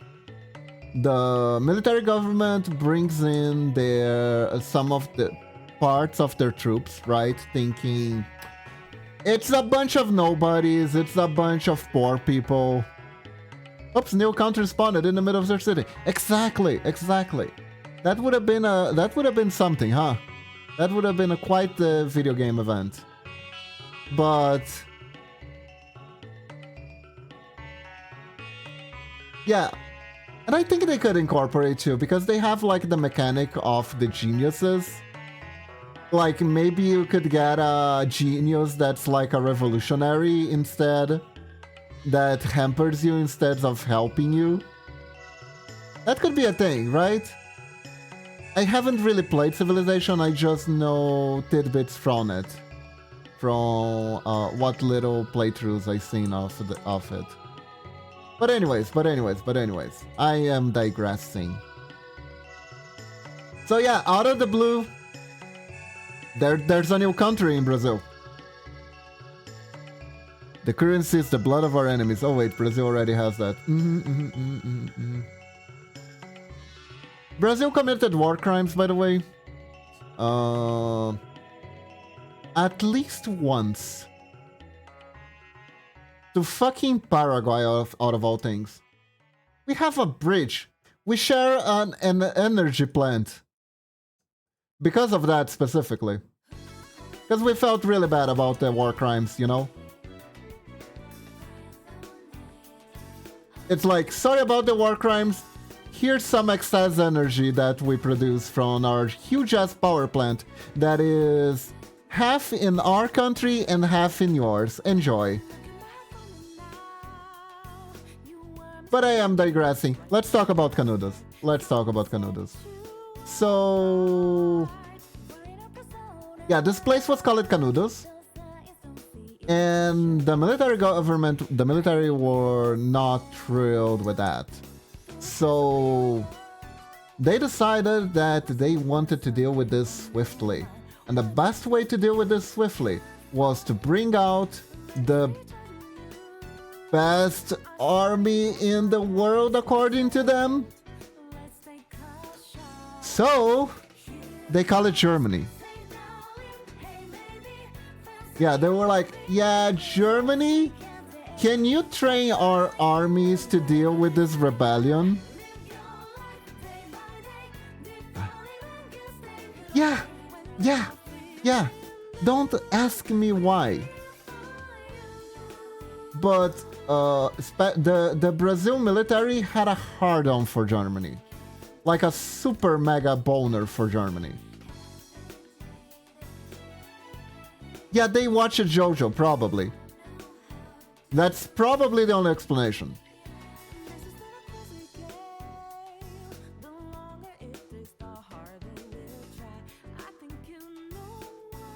Germany engineering is the best in the world. Yeah, so anyway, so they call it Germany to bring out some generals to guide them in the best tactics available in Europe, because Brazil really overestimates Europe too. That's also a thing, by the way.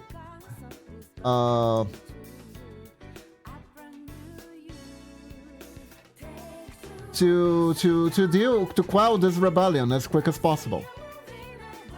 And so the German emperor provided the German general. There was no Kaiser at the time, I'm pretty sure.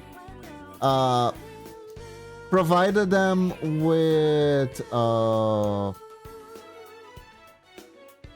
some hot tips on how to quell rebellions, right? Some cool, the hot newest formations in Europe, and the army was like, okay, we're ready, we got this, fam, we got this. They didn't got this. So when they went to the battlefield, which was pretty much an open desert to fight, right? They couldn't see the enemy troops. They couldn't see the troops from Canudos. All they saw were these cattle carcasses littering the place, which isn't very uncommon. Like, it wasn't that uncommon that like stray cattle would get lost in the drier areas and just die. So they advanced. And then the freaking cattle had people with guns in it. And they got surprised attacked, had their ass completely kicked out of commission.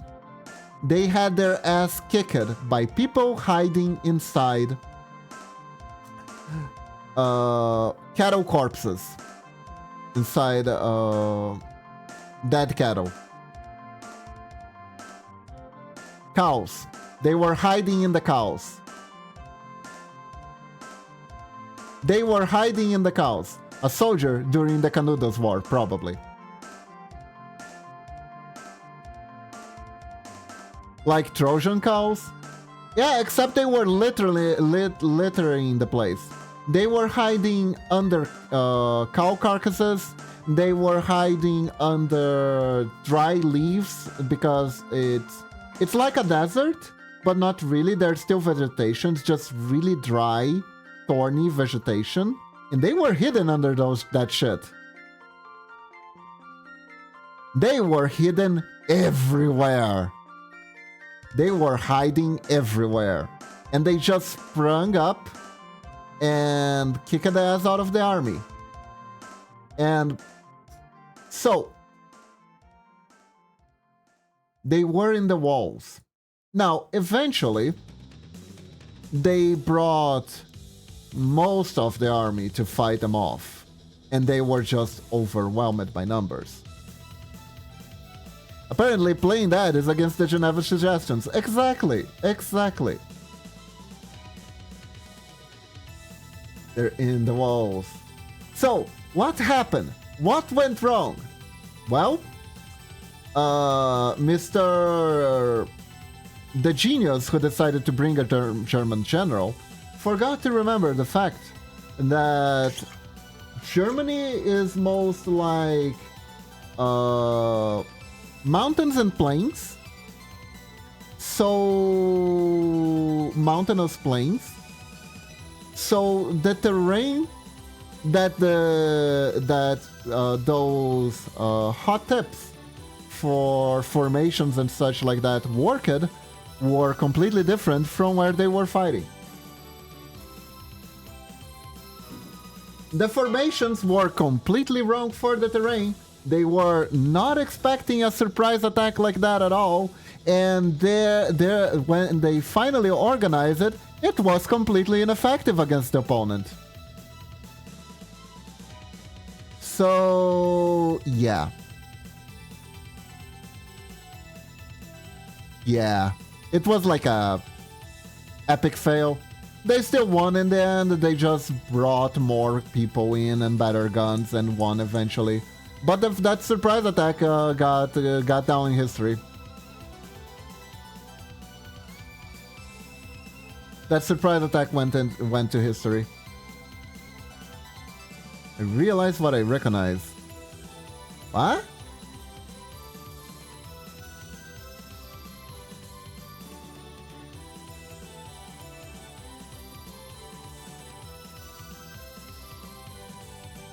Sun Shower Demi. Yeah, it's Sun Shower Demi.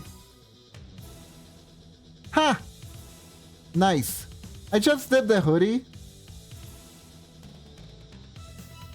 because I thought it was the best way to portray the onigiri head as a ninjaling.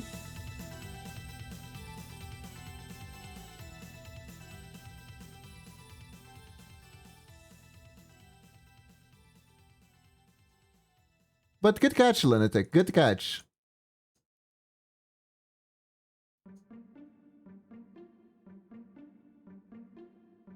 No.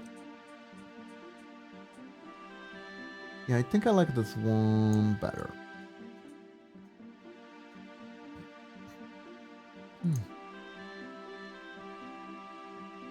Oh, also guys, heads up.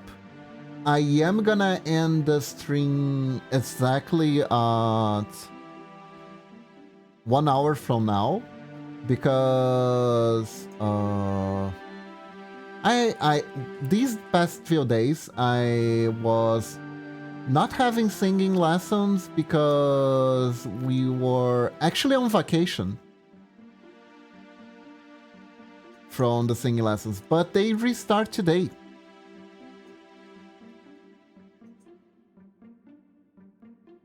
So I am gonna go do the Lulala today, so that's why. Because usually I stay at least a little bit more, right?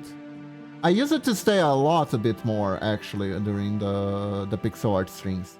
But the singing lessons, they are very close to the ending of my stream, so I can't. Go sing some Project Moon songs? Actually, yes. We are cooking some stuff. And did you know Project Moon songs are really, really hard to sing? Karaoke duo stream when? Eventually. Well, the class comprises of both me and Momochi. They are almost private tutoring, which is pretty good, honestly.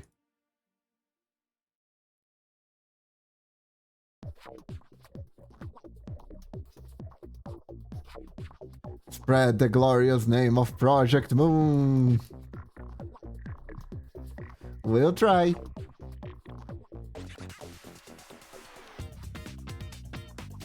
Kiba, can you type the name of the code in chat? Okay.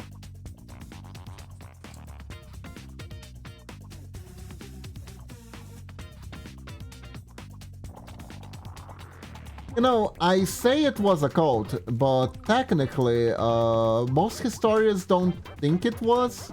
They weren't really trying to create a new religion. It was Catholicism, just as preached by the leader. It's seeing Arya di Mezzocatere in my wedding. Nice.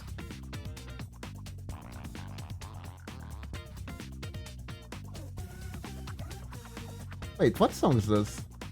Oh, it's from Flipwitch. Nice. Oh yeah, I wasn't here when Momochi was fighting this boss. Damn. I was in the kitchen making food. Making her sandwiches, if I'm not mistaken. This is from Flipwitch? It is. It's the Froggy Girl theme. The Froggy Girl.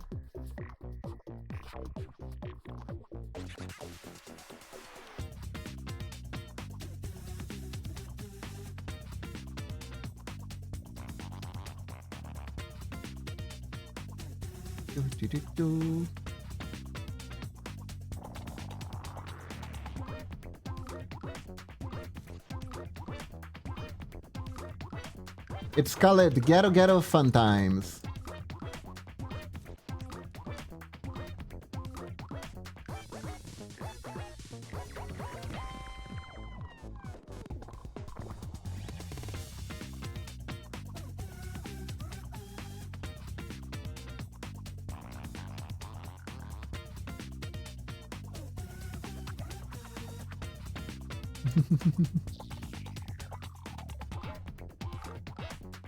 According to Momochi, she wasn't very hard compared to the other bosses. Apparently she beat her first try? Man, Momochi is such a gamer. Danish wolf is Ove. Ah, I see. Wait, so that other word really was pangolin?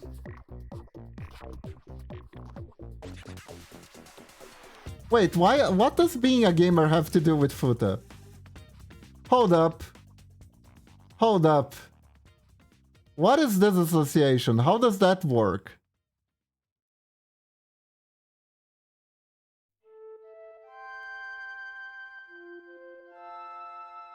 And Momochi is not a Futa. No, Momochi said the boss wasn't hard.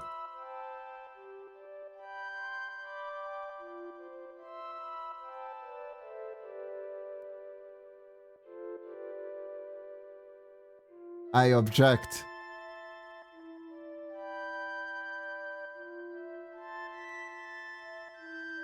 Icarus, your objection, please.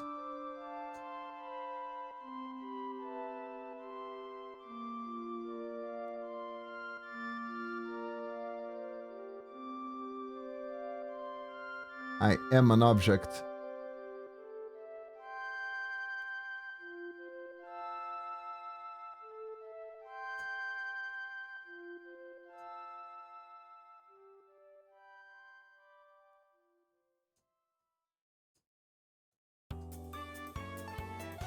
Mochi can't be a futa because she has a futa waifu. Mama Kiba. Oh no.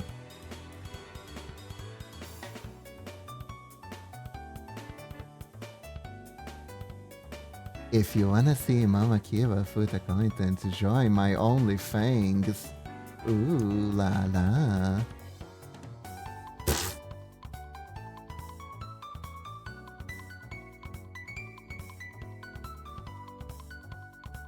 That was a joke. Twitch, that was a joke. I'm not advertising anything shady, I swear. Not a joke, guys. It's a joke!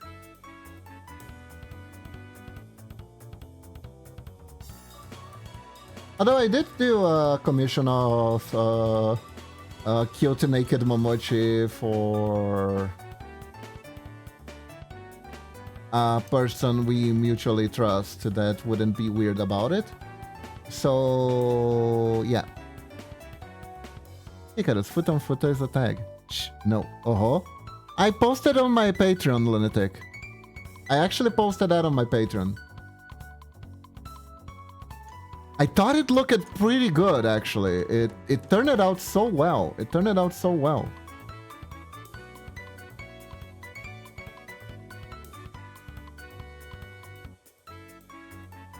It's nothing much, it's just like a topless.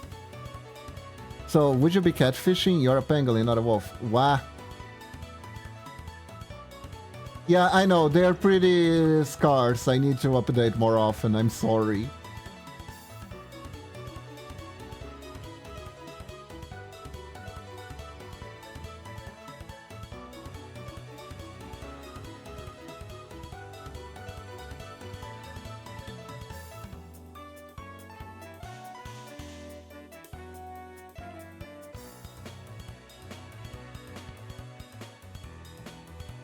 It looks great, Kiba. You did a good job. Thank you. Thank you. I am trying. I had good references, honestly.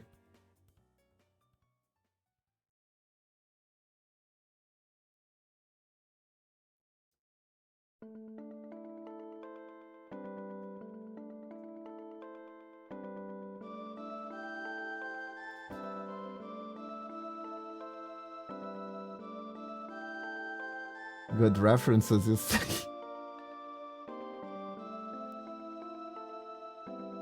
No, Momochi didn't go topless so I could draw her. She has to work on her own stuff. I can't ask her to do that.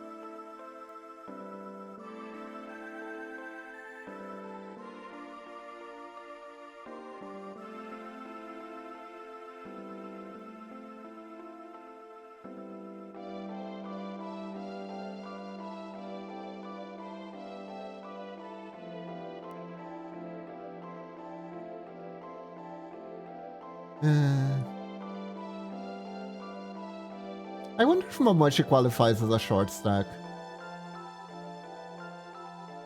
At one point I had found the definition of short stack, but now I'm not entirely sure it was an accurate one.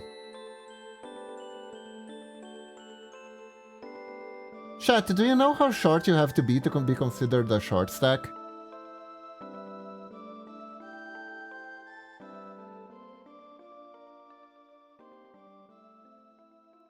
How short is a short stack?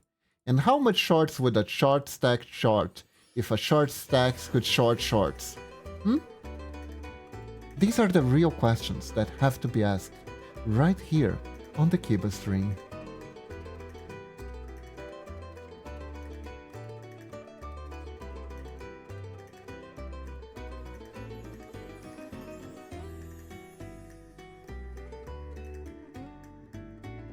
How much shorts would a short stack if a short stack could stack shorts?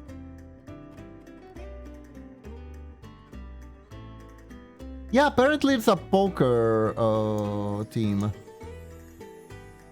Google says a short stack is a definition of a woman who is 5.4 or below, with large chest, with optionally large rears and other curves. So technically if you have a large butt but low chest in your short, you're not technically a short stack. Really?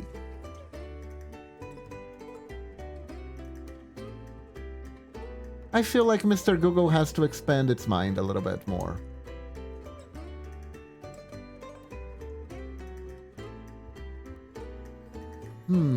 But let's see. How tall was Momochi again?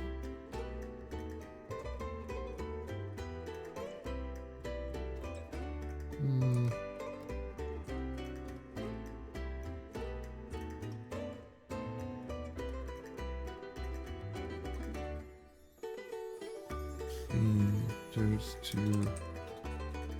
It's inches, right? No, it's foot. It's feet. Oh. Yeah, she is 155. 155 according to this is 5.1. So I guess Momochi qualifies?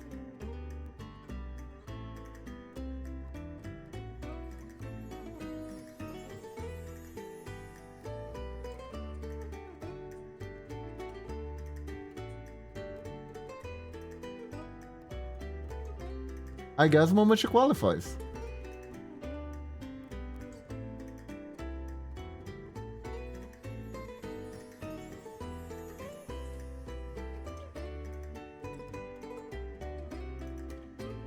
I'm gonna go congratulate her. She's gonna look puzzled at me and ask how does that change anything in her life, and I'm gonna say nothing at all, and she's gonna be, why? What? Yeah, so you heard it here first, folks. Momochi is a short stack.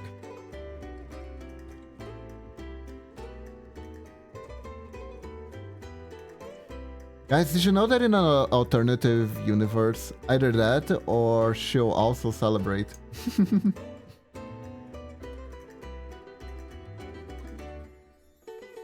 Did you know that in an alternate universe, Momochi wasn't gonna have Big Booba on her model?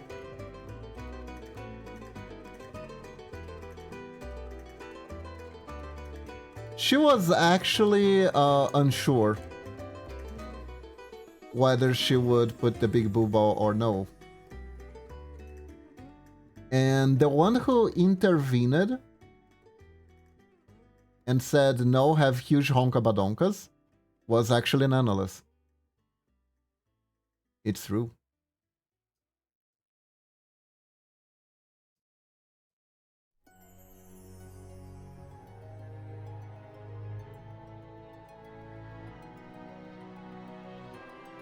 Which is pretty fun. Yeah.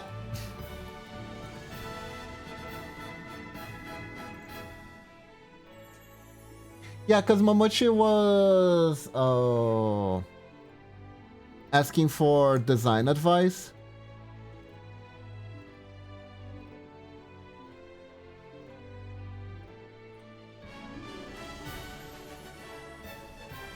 Also, okay, by DM, just something I found funny. Check it after stream or something. Alright.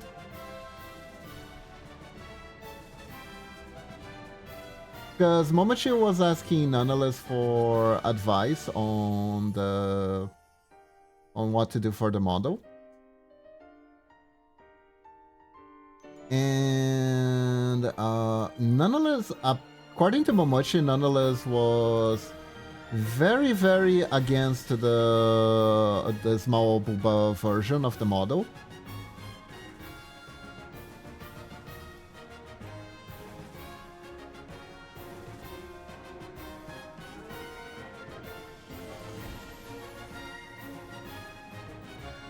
Because the small booba paired with her size would look a bit too...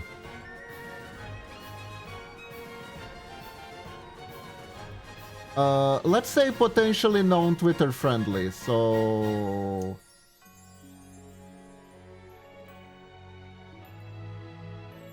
Also, here's the thing, Momochi likes Big Booba. Momochi likes Big Booba. Kashino is her waifu, for fuck's sake. you don't know what I'm talking about, just search Kashino Grand Blue, and that should tell you everything you need to know.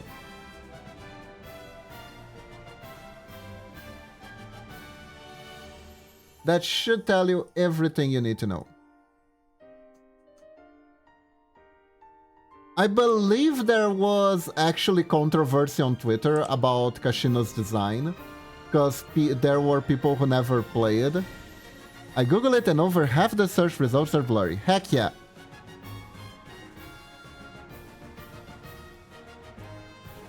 This is why I keep it a string 18+.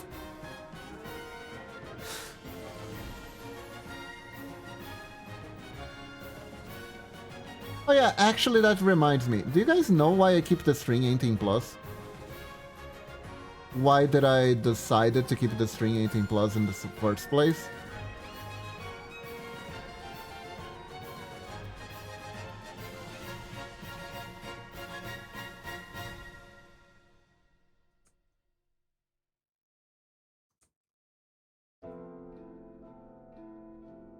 There could be several reasons. There are. The main one was a little bit of, I guess, paranoia on my end. Because you don't want to deal with all the stuff that comes with not being 18+. That is, yes. Yes, that's 100% it. That's 1,000% it. Because not being 18+, you need to have like bigger moderation for Discord. You need to be more careful of who you allow inside the Discord or not. More careful with dogs. Yeah, same reason, honestly. Also because I don't trust myself to having a filter. I could have a filter. But also there was one big thing. At the time, I didn't know the VTuber community well. So what I had to go by of the VTuber community was the stuff that I sorta have learned from watching some big streamers and haphazardly following big streamer drama. And one thing I figured was that if we were the say-so kind of VTuber, because if you're not 18+, I understood automatically that makes you say-so. Don't worry, the VTuber community doesn't know the VTuber community, lunatic. It's fine.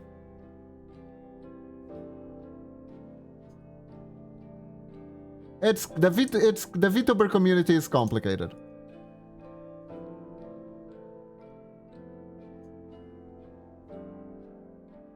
But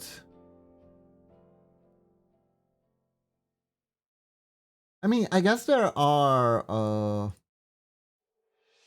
like chats exclusively for VTubers, and you can kinda interact and meet other VTubers by hanging out in these places, and that could be considered the VTuber community. But there are a bunch of them, so there are like a bunch of different hubs of VTuber communities, right? But anyways, what was I saying? Oh yeah. So we were getting started streaming and such, and nonetheless is a not safe for work artist, and at the time she was beginning her project of becoming a VTuber, right? So when we said we were going to be VTubers too, she was pretty excited about it, and she invited us to her community at the time. And that was like the turning point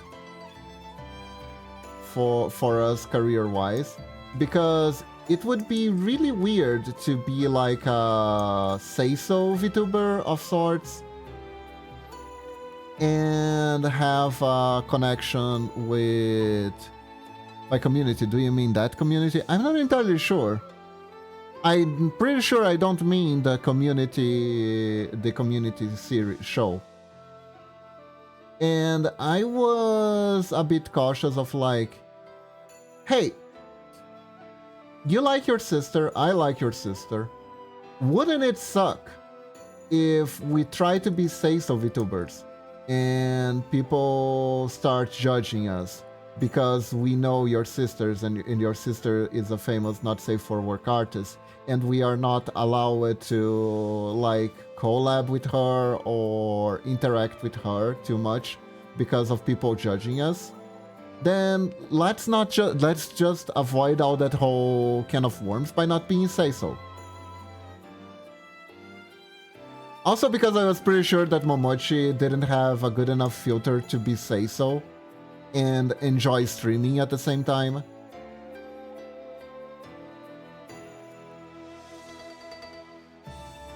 Because y'all see Momochi's brand of humor.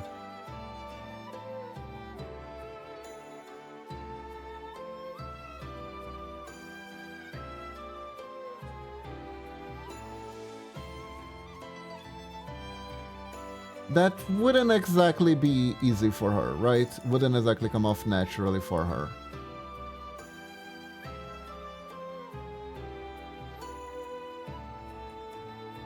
So yeah, that's why. You mean, oh, the community, yeah, that one. I mean that one. Mochi's humor is the reason why I adore her, no filter and authentic as fuck. She is adorable. Ooh, is this? Guys, we have a special treat today.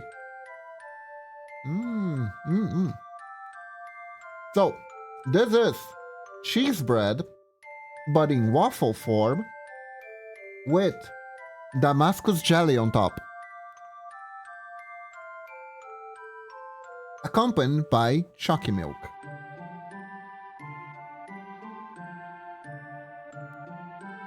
So yeah,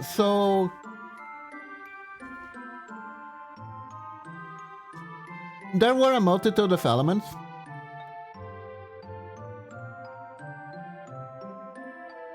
And I'll be real. At the time, I thought that being say-so conflated a lot with the concept of the say-so idol.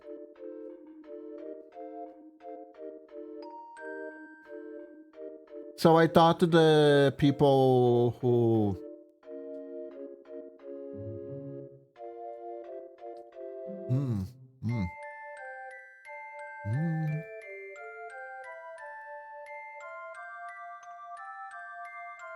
The say-so audience would be more...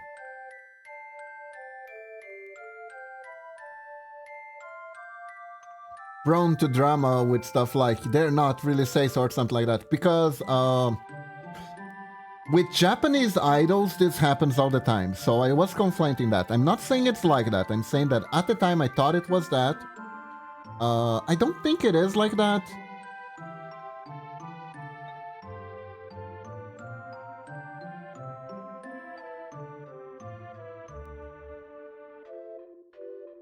I know plenty of VTubers who are on the say-so side who are really, really nice people and don't really care.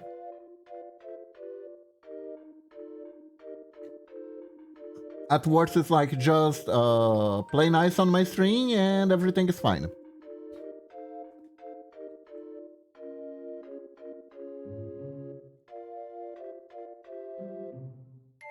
Which, absolutely fair. It's your stream, it's your house, your rules.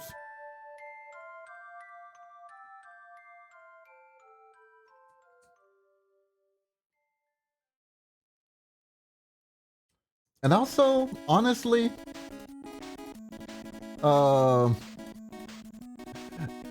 I remember when I started, Nonetheless was encouraging me to take an SFW commissions as soon as possible. She was very much like, make something with Shantae, which I'm still owning her to make a Shantae sprite, to try and make a Shantae sprite. Join the dark side. Yeah, pretty much. Pretty much.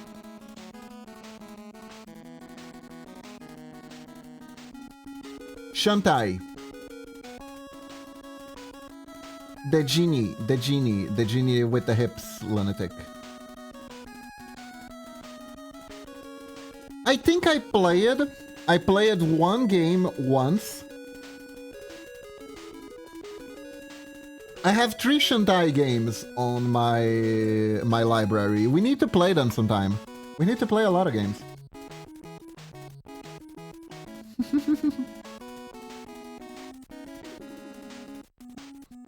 Mago, it hurt me that you said that without...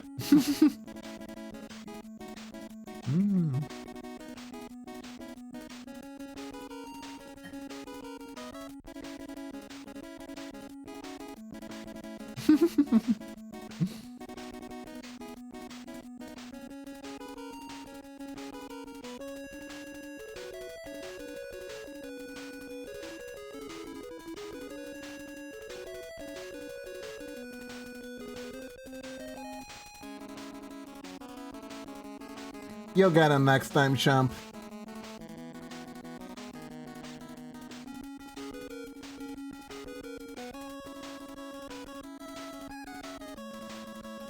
There we go.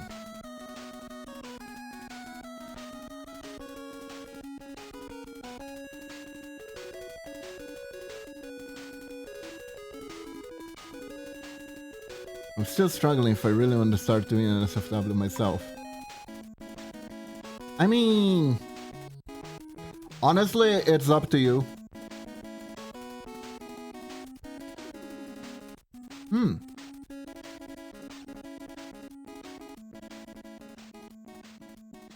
I'll be real, Icarus, I thought about that myself a lot.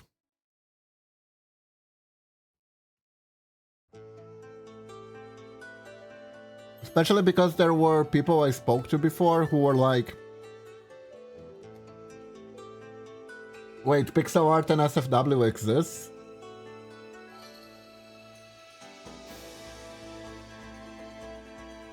It is a very niche thing.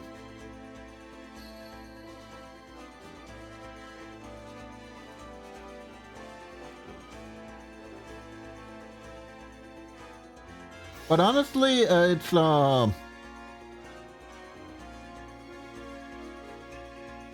offer and demand.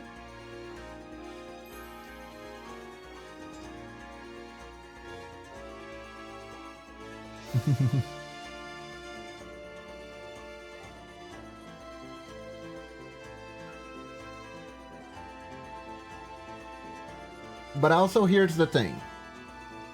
That sort of shit, you gotta do it if you feel comfortable with it. And also, if you're good at selecting customers. Like, you know what the main thing that I was afraid about doing in SFW stuff is people becoming weird. I still am a little bit worried about that every so often, which is why I don't really like doing loads of my own VTuber model too much, right?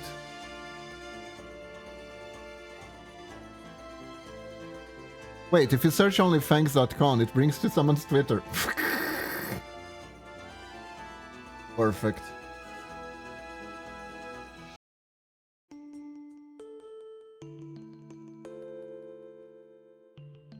Because I don't know why, in God's name, why there are people who will see that you have like if you have like a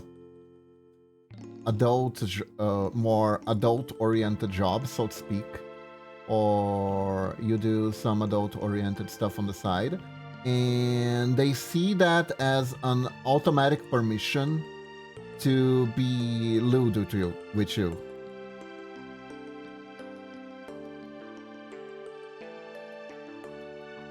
It's like, no, that's not how consent works. But so that is unfortunately a thing that can happen. I've seen weird things happening before. Although there are people who automatically, just because you're a VTuber or a streamer, they automatically think they have permission to be weird with you and they have the right to demand stuff from you in general, even if you are say so. So I don't know. If you're making content, there are people who are weird and think they're entitled to things that they aren't. And you don't want to be taking commission from these people.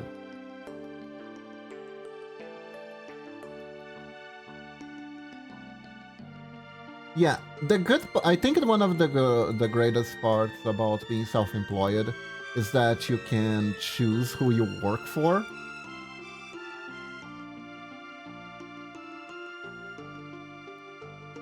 Ooh.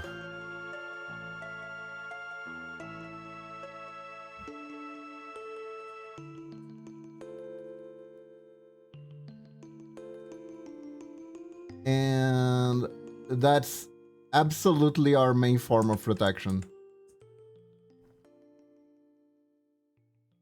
But honestly, Icarus, there are NSFWs of varying quality and varying artists of varying skill levels who do it. And what's the important part is, if there is someone who thinks it's worth paying for, that's the only thing that matters. But of course, if it makes you uncomfortable in general, don't force yourself. You shouldn't have to force yourself to do anything you don't feel comfortable with. Which is why I have a policy where I don't take any. I refuse any tags I'm not comfortable with. I usually will not let the person who is commissioning me know where are the boundaries, right?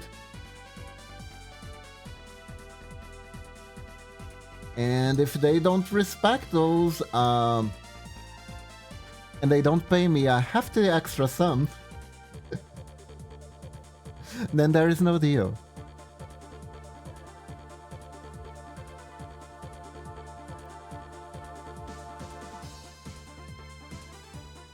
Maybe if you pay me a hefty extra sum, I'll think about it. But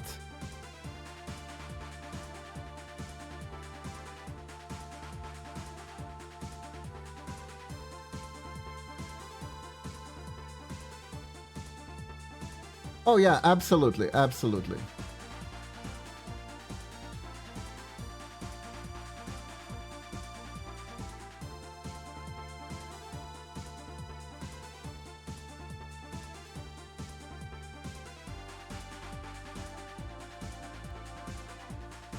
So what I'd almost recommend you is to try to do a not safe for work. If you want to know if you want to do this or not, try to do some very mild not safe for work art of whatever, right? And if you feel like really, really weird doing it, and you end up like going... If you feel too uncomfortable, let go. Let go. It's probably not for you, or maybe you're not ready at the time. You don't really feel ready to do it. It's absolutely fine. It's absolutely fine. The most important part is to never feel pressured or feel like you have to just because someone you admire does it, you know? It's like with anything. It's like with anything.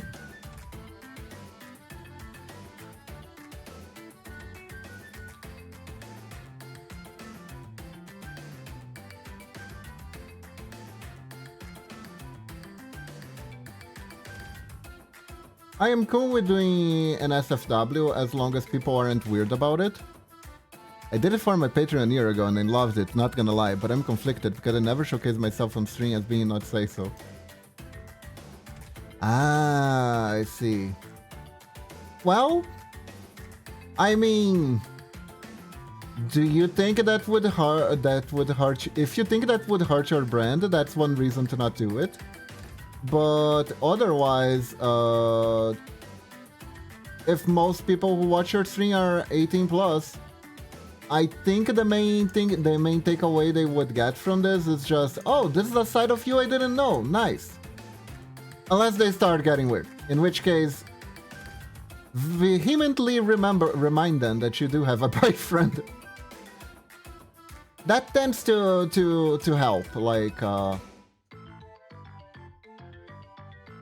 like there is no greater shield to a girl when a conversation starts turning awkward and the guy seems to be like giving signs that he is into you, then going, yeah, and my boyfriend loves that too. Shuts down tends to work for a shutdown. I think it works for shutdowns.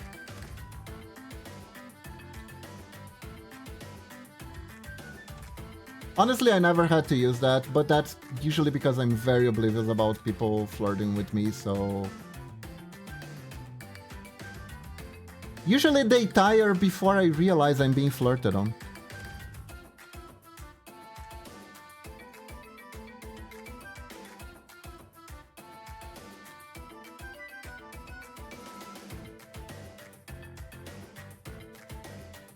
Shut down, pentakill. Unless they're entirely a dick and say something like, I don't care about your boyfriend, so... Yeah, when that's like... No, but that's like... Here's the thing. This is me. To me, that's almost a permission to end the conversation. There are people who do that. There are people who do that.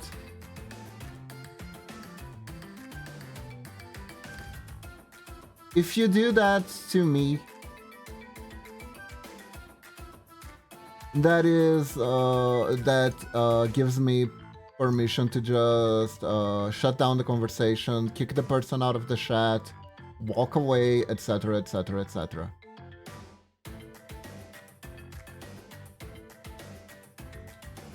Because that's easily replyable with, well, yeah, I do. Blocks the person. Oh yeah, that has happened IRL to me. I was in a campus college guy literally said, I don't even see him here. Jesus Christ.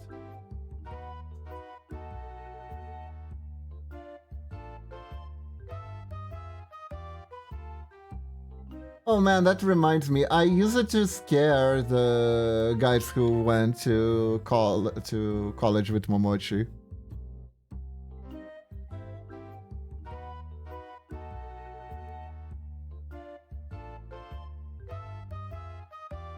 That's insane. I'm glad I never came across someone that says something like that. I know, right? That's pretty scummy.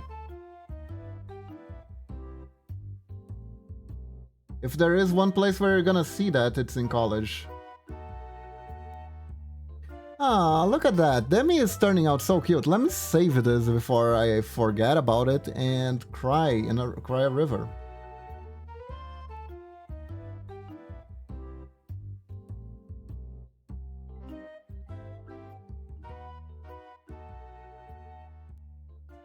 That is definitely a bro. What's wrong with you?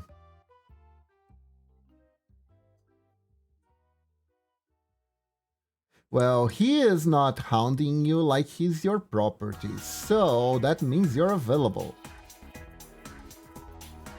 Saving is important. Jesus said so.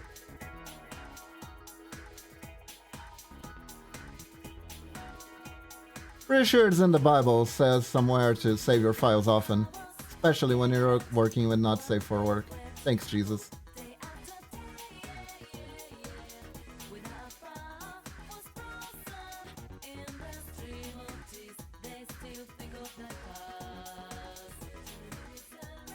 Yeah, usually the people who do that, they think they are being smart by finding weaknesses in the relationship.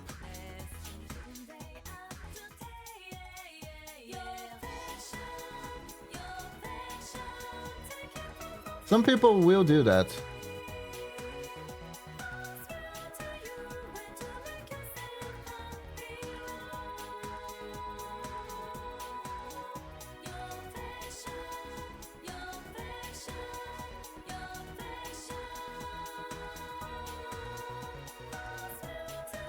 There are too many toxic dating lessons out there that makes people feel like they have the right to act like creeps, unfortunately. Very sad.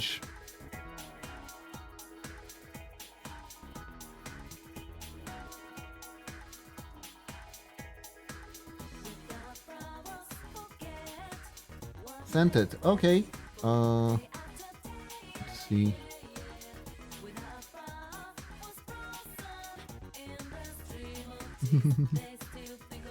Where is it? Beautiful.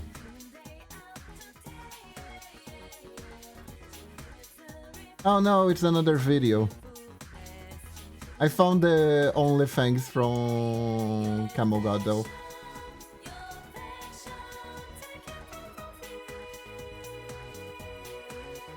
I did find that though.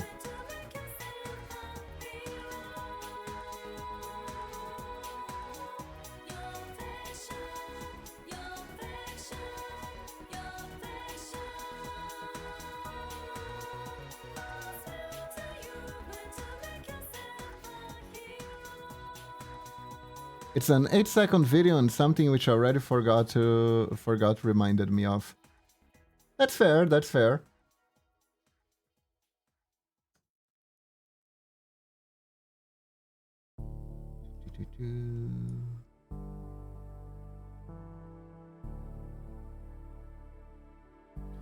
But you know, about me being oblivious, like, I am really, really, really, really, really, really, really, really, really, really, really oblivious. Like, it's not even funny. It's not even funny. There's like the stereotype of guys being oblivious to girls' advances sometimes. But my case is special. My case is truly special.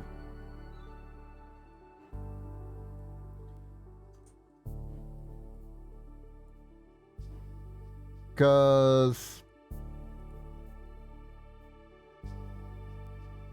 oblivious in what way? Okay. I'm going to expose myself a little bit here. I ask that you don't laugh too hard, okay? So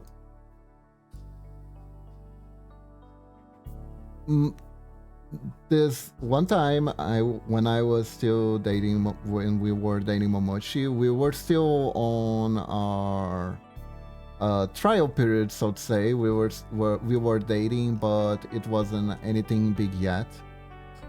We were having a really good time at a mall, and because we were having such a good time,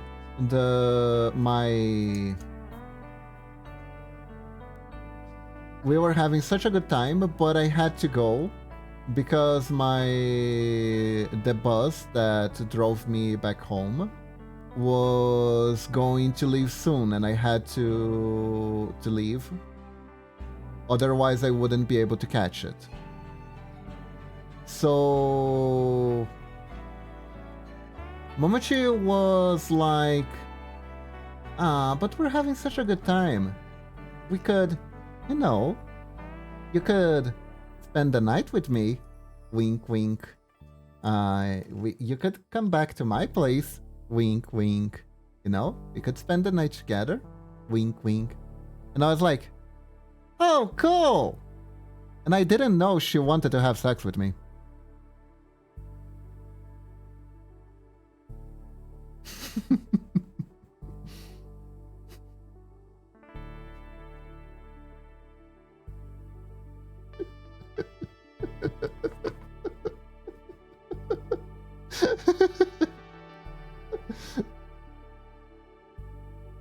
Luckily, it just went from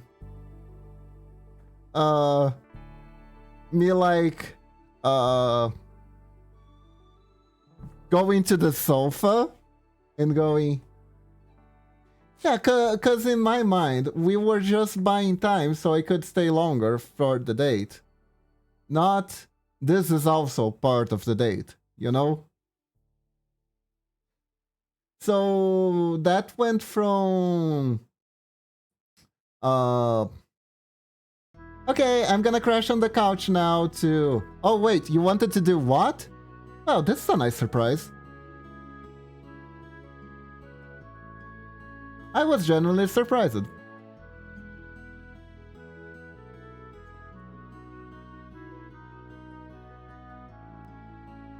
But yeah.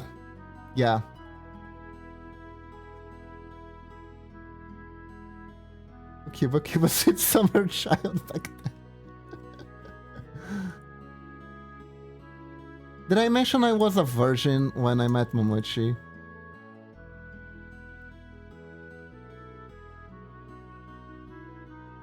I was still a virgin when I met Momochi.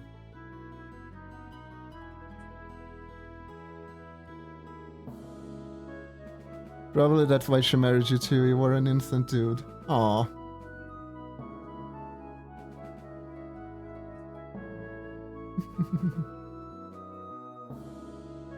Yeah, no, I wasn't ashamed of it or anything, actually. Which I think is the part where most people like self-sabotage a lot because they put too much stake on being a virgin or not. Kiba is like, cool, she wants me over. I bet she wants to set up a tent in her house and I camp in her home.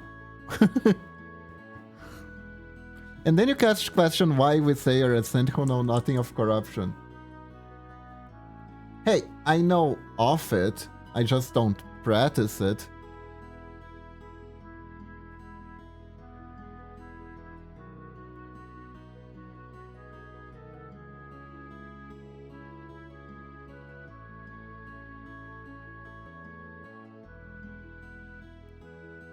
Ah! Ela.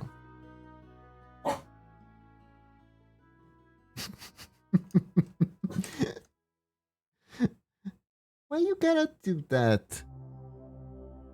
No. Momochi is answering the door. Must be something important. Or no.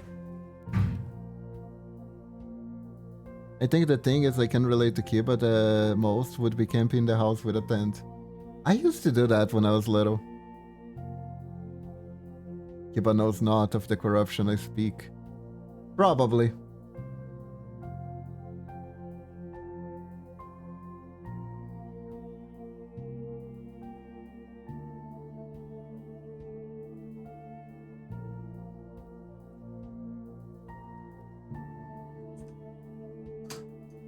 One thing that I also don't understand that people seem to put a lot of stake into is power dynamics in relationship. That one is a mystery to me.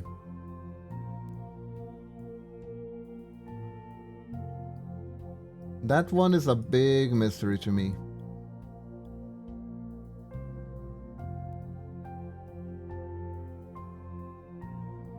Yeah, the whole bottom top thing, if you stop to think about it, it's kind of like a power dynamic thing.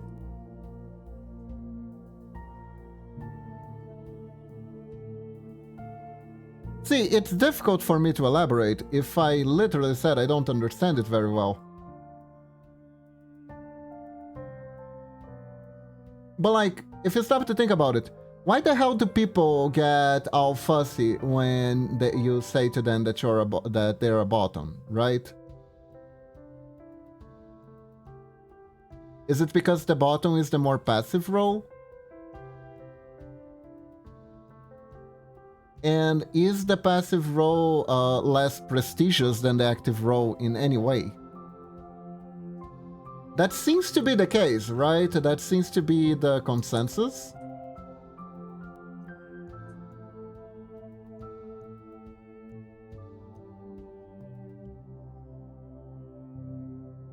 I am a bottom, probably. You're a Schrodinger's bottom.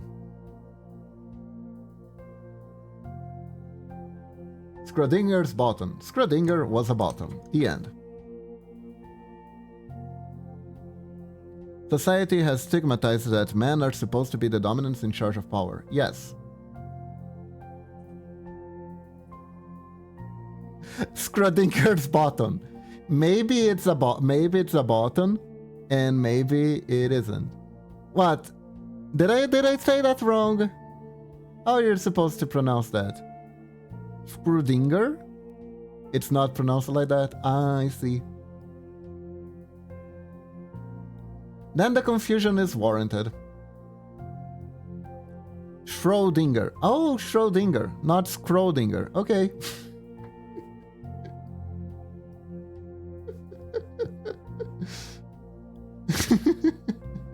You know what? I can't see the confusion. It kind of does sound like I'm saying scrotum, doesn't it? I can see the confusion now. I am sorry, chat. I am sorry.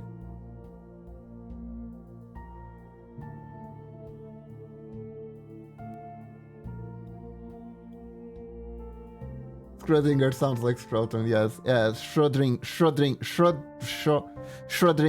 Schrodinger?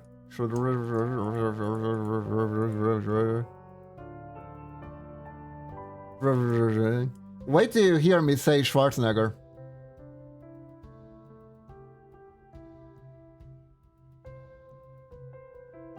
So I was like, you be saying about what? Anyway, the whole power dynamics more society expectation. It is. It's society expectation put in the context of gay relationship, because that's where the top bottom thing came from originally, right? From the LGBT community. Younger me would always fall for a man who leads. But right now I'm happy with my male wife man. It's complicated. I think it's complicated.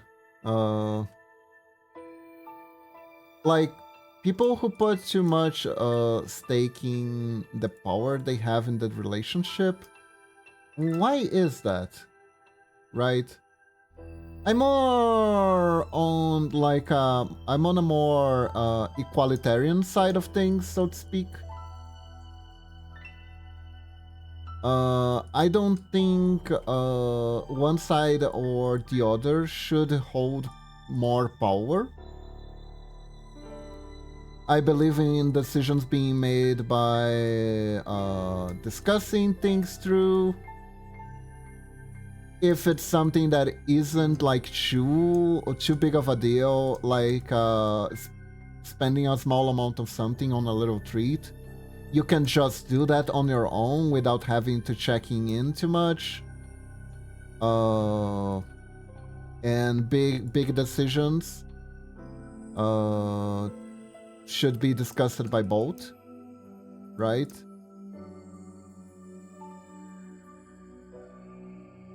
I was gonna reading Aurora, but I can feel my heart pounding right now, so I think I'd blush too hard hearing Kiba's Aurora. Alright, Lunatic. Redeem your Auroras responsibly.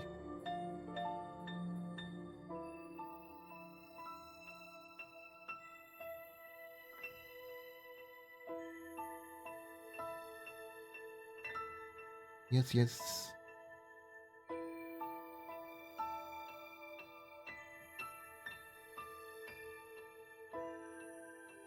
Okay, it's almost time. Can I finish the flames from the sitting down on time? Dun dun dun. Ara ara? No, it's ara ara ara ara ara.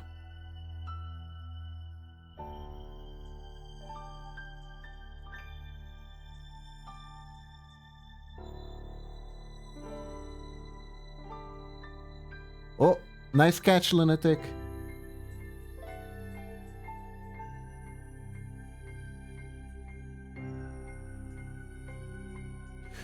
Yare yare.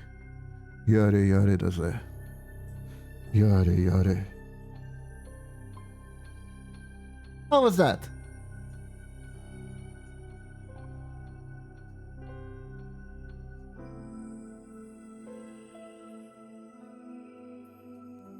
Hey, thank you. The singing lessons have taught me how to use my diaphragm today. Yeah, there was so many bots.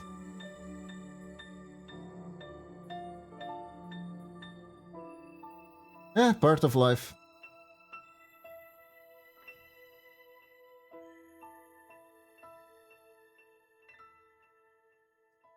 Thanks. The main purpose of the singing lessons is to... part of being a streamer, dealing with bots through...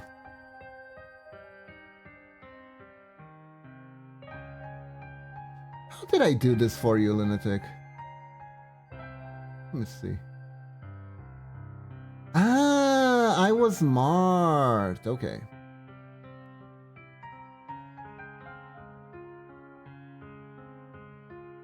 That is smart. I can just make the flame look calmer.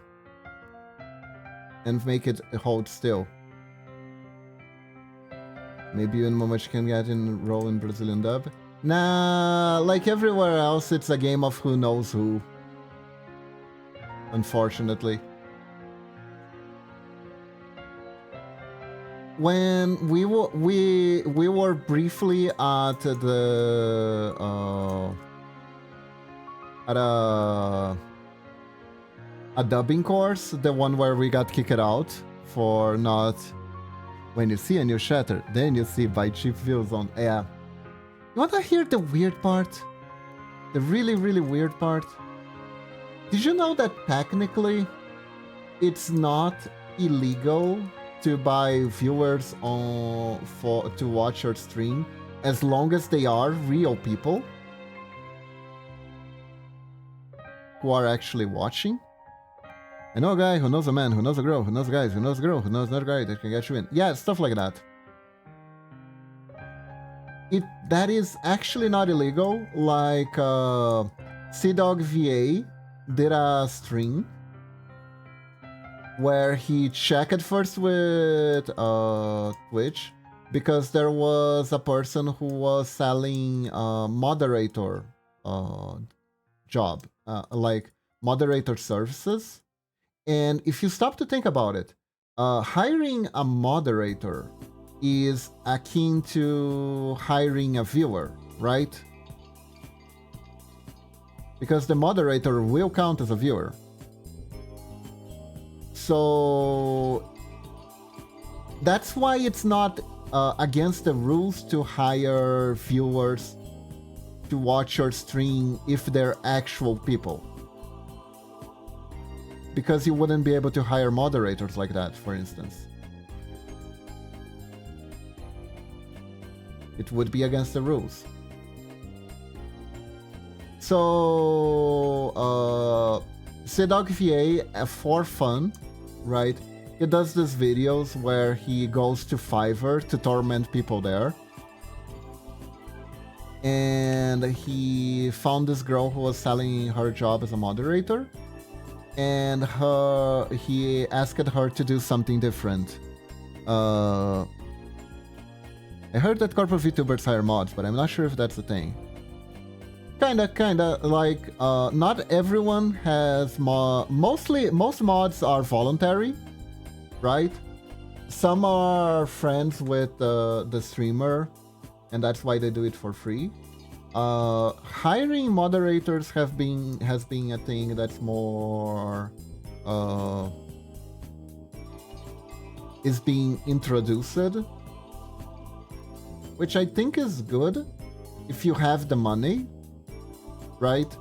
Because especially because big chats are probably a pain in the ass to moderate, and having a professional team also means that you're safer as a content creator.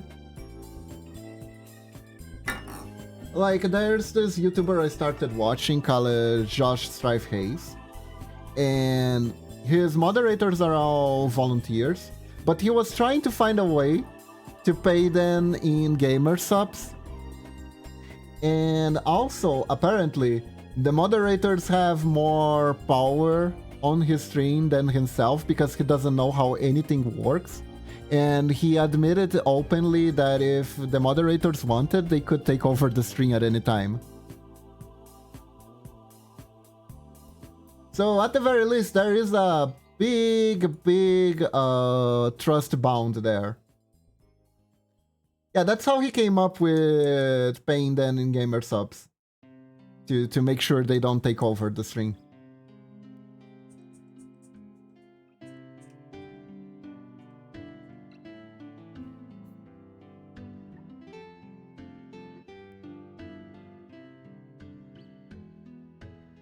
He's a funny man. He is a funny man. He streams on Twitch too. On Twitch and his VODs are all on YouTube. Also, guys, I'm sorry to say, but I think that's all the time I have for today.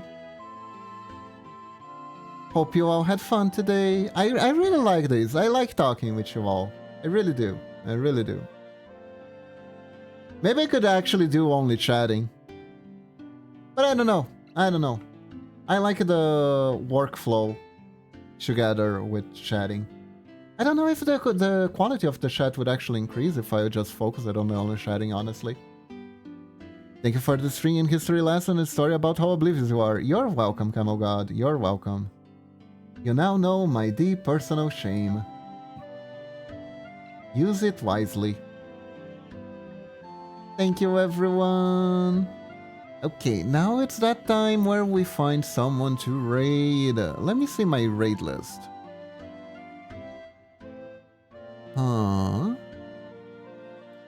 Working on some hot VTuber, animation on paper. Ooh, should we raid someone new?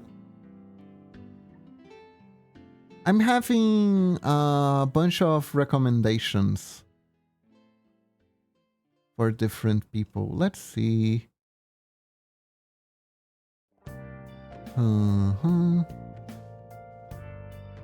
Go VTuber. Hey Broke Man, welcome to the stream. I'm just about to end it. I'm so sorry. I have singing lessons today. Wait, did the raid... I'm sorry. Remember to watch Furiosa and other random videos. I will, don't worry.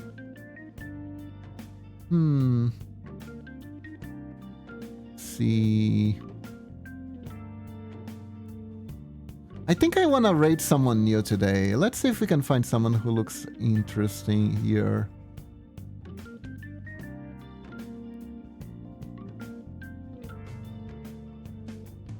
Oh, this person. Okay, but.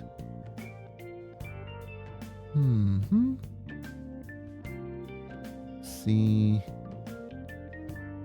Ooh, a rigging string. Okay, let's go to this person. They look cute. Alright. Everyone, I hope you all... Yeah, get your raid messages ready. Ninja raid, let's go. So, everyone, have a wonderful day or night. Stay awesome, you all. And remember, when in doubt, when you think you can do it, think like a ninja. And sure you can. Bye-bye, everyone. Have a great one. Bye-bye. Bye-bye. Oh, I still need to click on send. Okay. So anyways, really bye-bye now. Bye-bye now, everyone. Bye-bye.